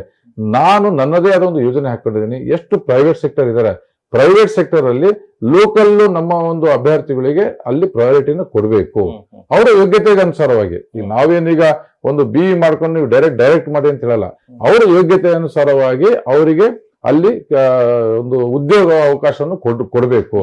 ಅದನ್ನ ಯಾವ ರೀತಿ ಮಾಡಬೇಕು ಅಂತ ನನ್ನದೇ ಆದ ಒಂದು ನಾನು ಯೋಜನೆಯನ್ನು ಹಾಕೊಂಡಿದ್ದೀನಿ. ಅದ್ರ ಜೊತೆಗೆ ಇನ್ನೊಂದು ಮುಖ್ಯವಾದ ವಿಚಾರ ನಾನು ತಮಗೆ ಹೇಳಲಿಕ್ಕೆ ಬಯಸ್ತೇನೆ. ನಾವು ಕನ್ನಡ ನೆಲದಲ್ಲಿದ್ದೀವಿ. ಕನ್ನಡ ನೆಲ ಜಲದ ಬಗ್ಗೆ ಸಾಕಷ್ಟು ಭಾಷಣ ರಾಜಕಾರಣಿಗಳು ಮಾಡೋದು ನಾವು ನೋಡಿದ್ದೀವಿ. ನಿಮಗೆ ಹೇಳ್ತೀನಿ, 1995ರಿಂದ ಈಚೆಗೆ ಪ್ರಾರಂಭ ಆಗಿರ್ತಕ್ಕಂಥ ಕನ್ನಡ ಶಾಲೆಗೆ ಇವತ್ತಿನ ತನಕ ಸರ್ಕಾರ ಅನುದಾನ ಕೊಟ್ಟಿಲ್ಲ. ಅದ್ರ ಬಗ್ಗೆ ಯಾರು ಒಂದು ಲೈನ್ ಮಾತಾಡ್ಲಿಕ್ಕೆ ತಯಾರಿಲ್ಲ. ಭಾಷಣದಲ್ಲಿ ಕನ್ನಡ ನೆಲ ಕನ್ನಡ ಜಲ ನಾವು ಪ್ರಾಣ ಕೊಡ್ತೀವಿ, ಅದು ಕೊಡ್ತೀವಿ ಹೋರಾಟ ಮಾಡ್ತಾರೆ. ಕನ್ನಡ ಮೀಡಿಯಂಗೆ ಯಾರು ಹೋಗ್ತಾರೆ? ಕನ್ನಡ ಮೀಡಿಯಂ ಅಲ್ಲಿ ಗ್ರಾಮೀಣ ಪ್ರದೇಶದಲ್ಲಿ ಕನ್ನಡ ಮೀಡಿಯಂ ಶಾಲೆಗಳು ಇರ್ತವೆ. ನಾವು ಶಾಲೆಯಲ್ಲೇ ಆ ಶಾಲೆಯ ಕತ್ತು ಅಲ್ಲೇ ಹೆಚ್ಚಿಕಿದ್ರೆ ಇನ್ನು ಕನ್ನಡ ನೆಲ ಜಲದ ಬಗ್ಗೆ ನಾವು ಉದ್ಧಾರ ಮಾಡ್ತೀವಿ, ಕನ್ನಡ ನಮಗೆ ಉಳಿಬೇಕು, ಕನ್ನಡ ನನ್ನ ಉಸಿರು ಅಂತ ಹೇಳ್ತೀವಿ, ಎಲ್ಲ ಹೇಳ್ತೀವಿ. ನೀವು 1995 ಈಚೆಗೆ ಯಾವ ಶಾಲೆಗೂ ನೀವು ಅನುದಾನ ಕೊಟ್ಟಿಲ್ಲ ಸರ್ಕಾರದವರು. ಅದ್ರ ಬಗ್ಗೆ ರಾಷ್ಟ್ರೀಯ ಪಕ್ಷದ 2 ಅಭ್ಯರ್ಥಿಗಳು ಬಾಯಿಗೆ ಬೀಗ ಹಾಕೊಂಡು ಕೂತ್ಕೊಂಡಿದ್ದಾರೆ, ಮಾತಾಡಲಿಕ್ಕೆ ತಯಾರಿಲ್ಲ. ಕನ್ನಡ ಪಾಠ ಮಾಡೋ ಟೀಚರ್ ಪಾಪ 3,000-4,000 ರೂಪಾಯಿಗೆ ಇವತ್ತು ಕೆಲಸ ಮಾಡ್ತಿದ್ದಾರೆ. ಕನ್ನಡ ಸ್ಕೂಲಿಗೆ ಹೋಗೋ ಮಕ್ಕಳಿಗೆ ಅವ್ರಿಗೆ ಯೂನಿಫಾರ್ಮ್ ಇಲ್ಲ, ಹಳ್ಳಿ ಮಕ್ಕಳಿಗೆ ಅವ್ರಿಗೆ ಶೂ ಕೊಡ್ತಾ ಇಲ್ಲ, ಅವ್ರಿಗೆ ಮಿಡ್ ಡೇ ಮೀಲ್ಸ್ ಇಲ್ಲ. ಎಲ್ಲಾ ಒಂದು ಸರ್ಕಾರಿ ಸವಲತ್ತಿಂದ ಅವರು ಇವತ್ತು ವಂಚಿತರಾಗಿದ್ದಾರೆ. ಅದ್ರ ಬಗ್ಗೆ ಯಾರು ಮಾತಾಡ್ಲಿಕ್ಕೆ ತಯಾರಿಲ್ಲ. ಅದನ್ನ ನಾವು ಎಂಪವರ್ಮೆಂಟ್ ಮಾಡಬೇಕು, ಅದಕ್ಕೆ ನಾವು ಶಕ್ತಿ ತುಂಬಬೇಕು.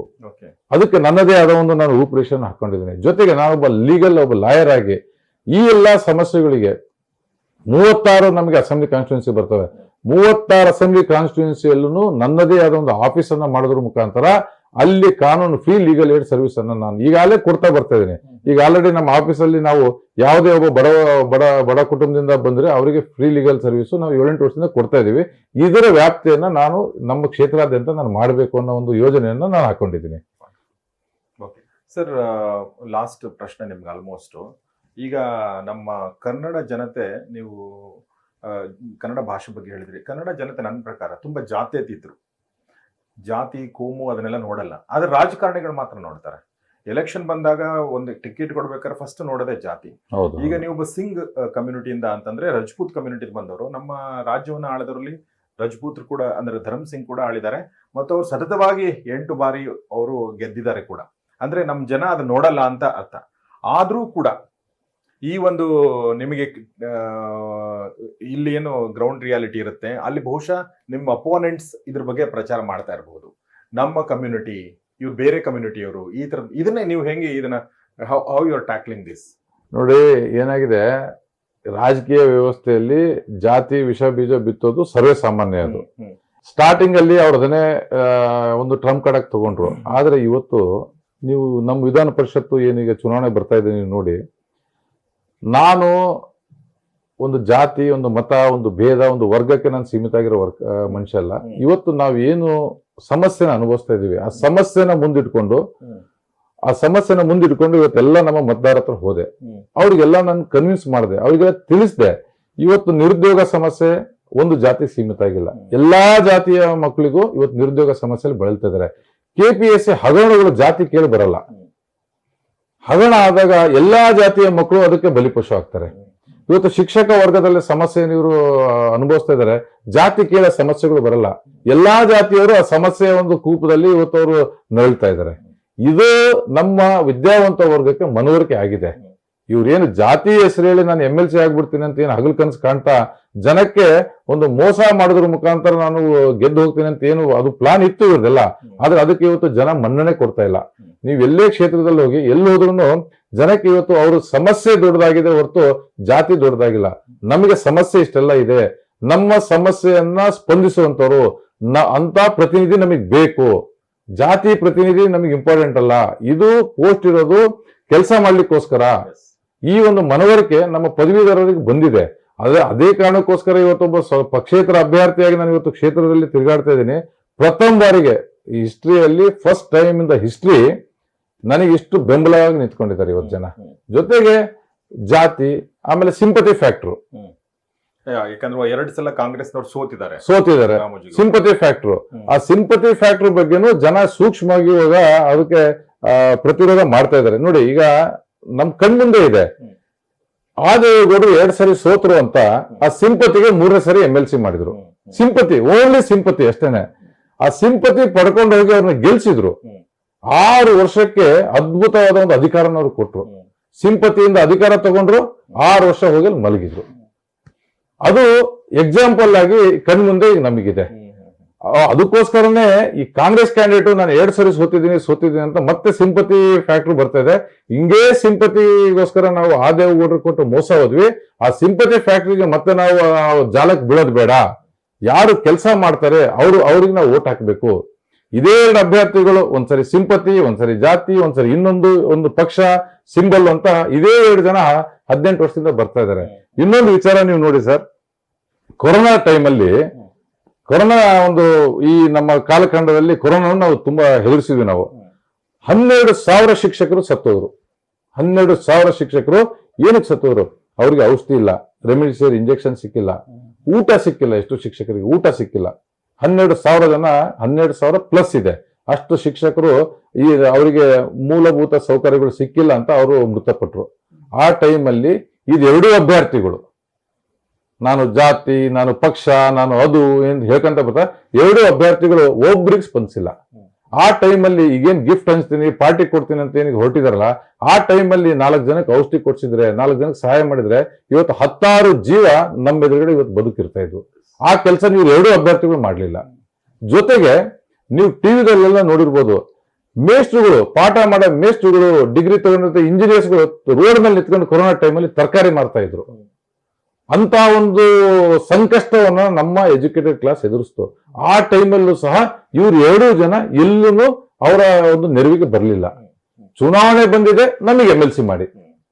ಈಗ ನಾನೇನ್ ಮಾಡಿದ್ದೀನಿ ಅಂತ ನೀವು ಕೇಳ್ಬೇಕಂದ್ರೆ, ಕೊರೋನಾ ಟೈಮಲ್ಲಿ ಸತತವಾಗಿ ನಾನು ವೋಟರ್ಸ್ ನನ್ನ ಹೌದವಲ್ಲ ಅಂತ ನೋಡಿಲ್ಲ. ಸತತವಾಗಿ ಯಾರ್ಯಾರಿಗೆ ಎಲ್ಲೆಲ್ಲಿ ಸಂಕಷ್ಟ ಇದೆ ನನ್ನ ಗಾಡಿ ತಗೊಂಡು ಮನೆಗೆ ಊಟ ಕೊಡೋದು, ಔಷಧಿ ಕೊಡೋ ಕೆಲಸ ನಿರಂತರ 1 ವರ್ಷ ಮಾಡ್ತಾ ಬರ್ತಾ ಇದ್ದೆ ನಾನು. ಯಾವತ್ತೂ ನಾನು ಅದನ್ನ ಹೇಳ್ಕೊಂಡಿಲ್ಲ. ಯಾವ ಟಿವಿಯಲ್ಲೂ ನನಗೆ ಸುಮಾರು ಸರಿ ಟಿವಿಯಲ್ಲ ಅಪ್ರೋಚ್ ಮಾಡಿದಾಗ ನಾನು ಅದನ್ನೆಲ್ಲ ಯಾವತ್ತೂ ಅದನ್ನು ಬಿಂಬಿಸ್ಕೊಂಡಿಲ್ಲ. ಆದ್ರೆ ಚುನಾವಣೆ ನಿಂತ್ಕೊಂಡಿದ್ದೀನಿ. ನೀವೇನು ಹೇಳಿದ್ರೆ ಚುನಾವಣೆ ನಿಂತ್ಕೊಂಡಿದ್ದೀನಿ. ನೀವ್ಯಾರು, ಎಲ್ಲಿಂದ ಬಂದ್ರಿ, ನಿಮ್ಗೇನು ಕೋಟ್ ಹಾಕ್ಬೇಕು ಅಂತ ಜನಗಳಲ್ಲಿ ಒಂದು ಡೌಟ್ ಬರುತ್ತೆ. ಅದಕ್ಕೋಸ್ಕರ ನನ್ನ ಸ್ನೇಹಿತರು ಹೇಳಿದ್ರು, ನೀವೇನ್ ಕೆಲಸ ಮಾಡಿದ್ಯಾ ಅಟ್ಲೀಸ್ಟ್ ಒಂದು 4 ನಾವು ಪೇಪರಲ್ಲಿ ಹಾಕ್ಬೇಕಾಗತ್ತೆ, ಅವಾಗ ಗೊತ್ತಾಗುತ್ತೆ ನಮ್ಮ ಹಿನ್ನೆಲೆ ಬಗ್ಗೆ ಅಂದಾಗ, ನಾನು ಮತದಾರ ಹತ್ರ ಹೋಗೋದ್ಕಿಂತ ಮುಂಚೆ ನನ್ನ ಹಿನ್ನೆಲೆ ಏನು ಅದನ್ನು ನೀವು ಚೆಕ್ ಮಾಡಿ. ಕೊರೋನಾ ಟೈಮಲ್ಲಿ ಜನ ಮುಟ್ಟಿದ್ರೆ ನಮ್ಗೆಲ್ಲಿ ಪ್ರಾಣ ಹೋಗುತ್ತೆ ಅಂತ ಹೆದರೋರು. ಅಂತ ಟೈಮಲ್ಲಿ ಸತತವಾಗಿ 1 ವರ್ಷ ನಾನು ಗ್ರೌಂಡ್ ಅಲ್ಲೇ ಇದ್ದೀನಿ. ನನ್ಗೂ ಎಲ್ಲೋ ಒಂದ್ ಕಡೆ ಒಂದು ಟೈಮಲ್ಲಿ ಅನಿಸ್ತು, ಮೋಸ್ಟ್ಲಿ ನನ್ಗೂ ಕೊರೋನಾ ಬರ್ಬೋದು, ಏನಾದ್ರೂ ಆದ್ರೂ ಆಗ್ಬೋದು, ನನ್ ಏನಾಗುತ್ತೋ ನೋಡೋಣ. ಇಡೀ ಪ್ರಪಂಚ ಇವತ್ತು ಇಂಥ ಸಂಕಷ್ಟದಲ್ಲಿದೆ, ಏನಾಗುತ್ತೋ ಆಗ್ಲಿ, ಬಟ್ ಯಾರಿಗೆ ಊಟ ಇಲ್ಲ ಅವ್ರಿಗೆ ಊಟ ತಲುಪಿಸೋದು, ಔಷಧಿ ಇಲ್ಲ ಅವ್ರಿಗೆ ಔಷಧಿ ತಲುಪಿಸೋದು, ರಿಕ್ಷಾದವರಿಗೆ ಆಹಾರ ನೀಡೋದು, ಟ್ರೈನಲ್ಲಿ ಹೋಗೋ ಪ್ರವಾಸಿಗಳಿಗೆ ಆಹಾರ ನೀಡೋದು, ಆ ಕೆಲಸ ಸತತವಾಗಿ ಮಾಡ್ತಾ ಬಂದೆ. ಭಗವಂತನ ಆಶೀರ್ವಾದ ಏನೂ ಆಗಿಲ್ಲ, ಗಟ್ಟಿಯಾಗಿ ಇವತ್ತು ಉಳ್ಕೊಂಡಿದ್ದೀನಿ, ಅದು ಮಾತು ಬೇರೆ. ಆದ್ರೆ ನಿರಂತರವಾಗಿ ನಾನು ಸೇವೆ ಮಾಡ್ಕೊಂತ ಬರ್ತಾ ಇದ್ದೀನಿ. ಇವ್ರು ಯಾರು ಅವಾಗ ಗ್ರೌಂಡ್ ಅಲ್ಲಿ ಕಂಡಿರ್ಲಿಲ್ಲ. ಸೊ ಇದೆಲ್ಲ ನನ್ನ ಒಂದು ಹಿನ್ನೆಲೆ ಇದೆ. ಮುಖ್ಯವಾಗಿ ಇವತ್ತು ನನಗೆ ದೊಡ್ಡ ಅಸ್ತ್ರನೇ ನನ್ನ ಪದವೀಧರ ಶಕ್ತಿ. ನನಗೆ ರಾಜಕೀಯ ಸಿಂಬಲ್ದ ಅವಶ್ಯಕತೆ ಇಲ್ಲ, ನನಗೆ ಪದವೀಧರರ ಬೆಂಬಲದ ಅವಶ್ಯಕತೆ ಇದೆ. ಪದವೀಧರರ ಧ್ವನಿಯಾಗಿ ನಾನು ನಿಲ್ಬೇಕಂತ ಬಂದಿದ್ದೀನಿ.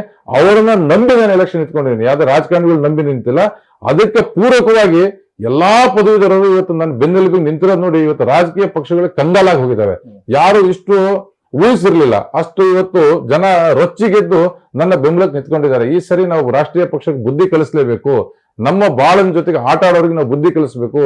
ಬರೀ ಗಿಫ್ಟ್ ಕೊಟ್ಟು ದುಡ್ಡು ಕೊಟ್ಟು ಓಟ್ ತಗೊಂಡೋಗಿ ನಮ್ಮ ಒಂದು ಘನತೆಗೆ ಕಳಂಕ ತರೋ ಕೆಲಸ ಏನು ಈ ಪದವೀಧರು ಮಾಡ್ತಾ ಇದ್ದಾರೆ, ಈ ನಮ್ಮ ಅಭ್ಯರ್ಥಿಗಳನ್ನ ಮಾಡ್ತಾ ಇದ್ದಾರೆ, ಇವ್ರಿಗೆ ಬುದ್ಧಿ ಕಲಿಸ್ಬೇಕು. ಮೊನ್ನೆ ನೋಡಿ ತಟ್ಟೆ ಕೊಟ್ಟು ಪಿಂಗಾಣಿ ಬಟ್ಲ ಕೊಟ್ಟು ನಾನು ಓಟ್ ಖರೀದಿ ಮಾಡ್ತೀನಿ ಅಂತ ಇಡೀ ನಮ್ಮ ಪದವೀಧರ ಕ್ಷೇತ್ರಕ್ಕೆ ಇತಿಹಾಸದಲ್ಲಿ ಯಾವತ್ತೂ ಈ ತರ ಆಗಿರಲಿಲ್ಲ. ಕಳಂಕವನ್ನು ತರೋ ಕೆಲಸನ ಕಾಂಗ್ರೆಸ್ ಇದು ರಾಮೋಜಿ ಗೌಡ ಮಾಡ್ತಾರೆ. ಇವತ್ತು ಪದವೀಧರು ಎಲ್ಲಾದ್ರೂ ಹೊರಗಡೆ ಹೋದ್ರೆ ನಿಮಗೆ ಗಿಫ್ಟ್ ಬಂತ, ನಿಮಗೆ ತಟ್ಟೆ ಬಂತ, ನಿಮಗೆ ಲೋಟ ಬಂತ ಅಂತ ಕೇಳ್ತಾರೆ. ಪದವೀಧರು ತಲೆ ತಗ್ಸುವಂತ ಕೆಲಸವನ್ನ ಈ ರಾಮೋಜಿ ಮಾಡ್ತಾರೆ. ಸೊ ಈ ತರ ಇದನ್ನೆಲ್ಲ ವಿರುದ್ಧ ಇವತ್ತು ಜನ ಇವತ್ತು ಅದನ್ನೆಲ್ಲ ಸೂಕ್ಷ್ಮ ನೋಡ್ತಾ ಇದ್ದಾರೆ. ನಮ್ಮ ಜೀವನ ಜೊತೆಗೆ ಚೆಲ್ಲಾಟ ಆಡ್ತಿರೋ ಈ ಎರಡೂ ರಾಷ್ಟ್ರೀಯ ಪಕ್ಷದ ಅಭ್ಯರ್ಥಿಗಳಿಗೆ ತಕ್ಕ ಪಾಠ ಕಲಿಸ್ಬೇಕಂತ ಇವತ್ತು ನಿರ್ಧರಿಸಿ ಎಲ್ಲಾ ಕ್ಷೇತ್ರಾದ್ಯಂತ ನನಗೆ ಇವತ್ತು ಬೆಂಬಲವಾಗಿ ನಿಂತು ಆಶೀರ್ವಾದ ಮಾಡಿ 6ನೇ ತಾರೀಕಿನ ಒಬ್ಬ ಪಕ್ಷೇತರ ಅಭ್ಯರ್ಥಿಯನ್ನ ಗೆಲ್ಲಿಸೋದ್ರ ಮುಖಾಂತರ ಒಂದು ಹೊಸ ಇತಿಹಾಸವನ್ನ ರಾಜಧಾನಿಯಲ್ಲಿ ಬರಲಿಕ್ಕೆ ನಮ್ಮ ಪದವೀಧರು ಸಿದ್ಧರಾಗಿ ನಿಂತ್ಕೊಂಡಿದ್ದಾರೆ. SS ಟಿವಿ ಸಿನಿಮಾ ಜಗತ್ತಿನ ಕ್ಷಣ ಕ್ಷಣದ ಸುದ್ದಿಯೊಂದಿಗೆ.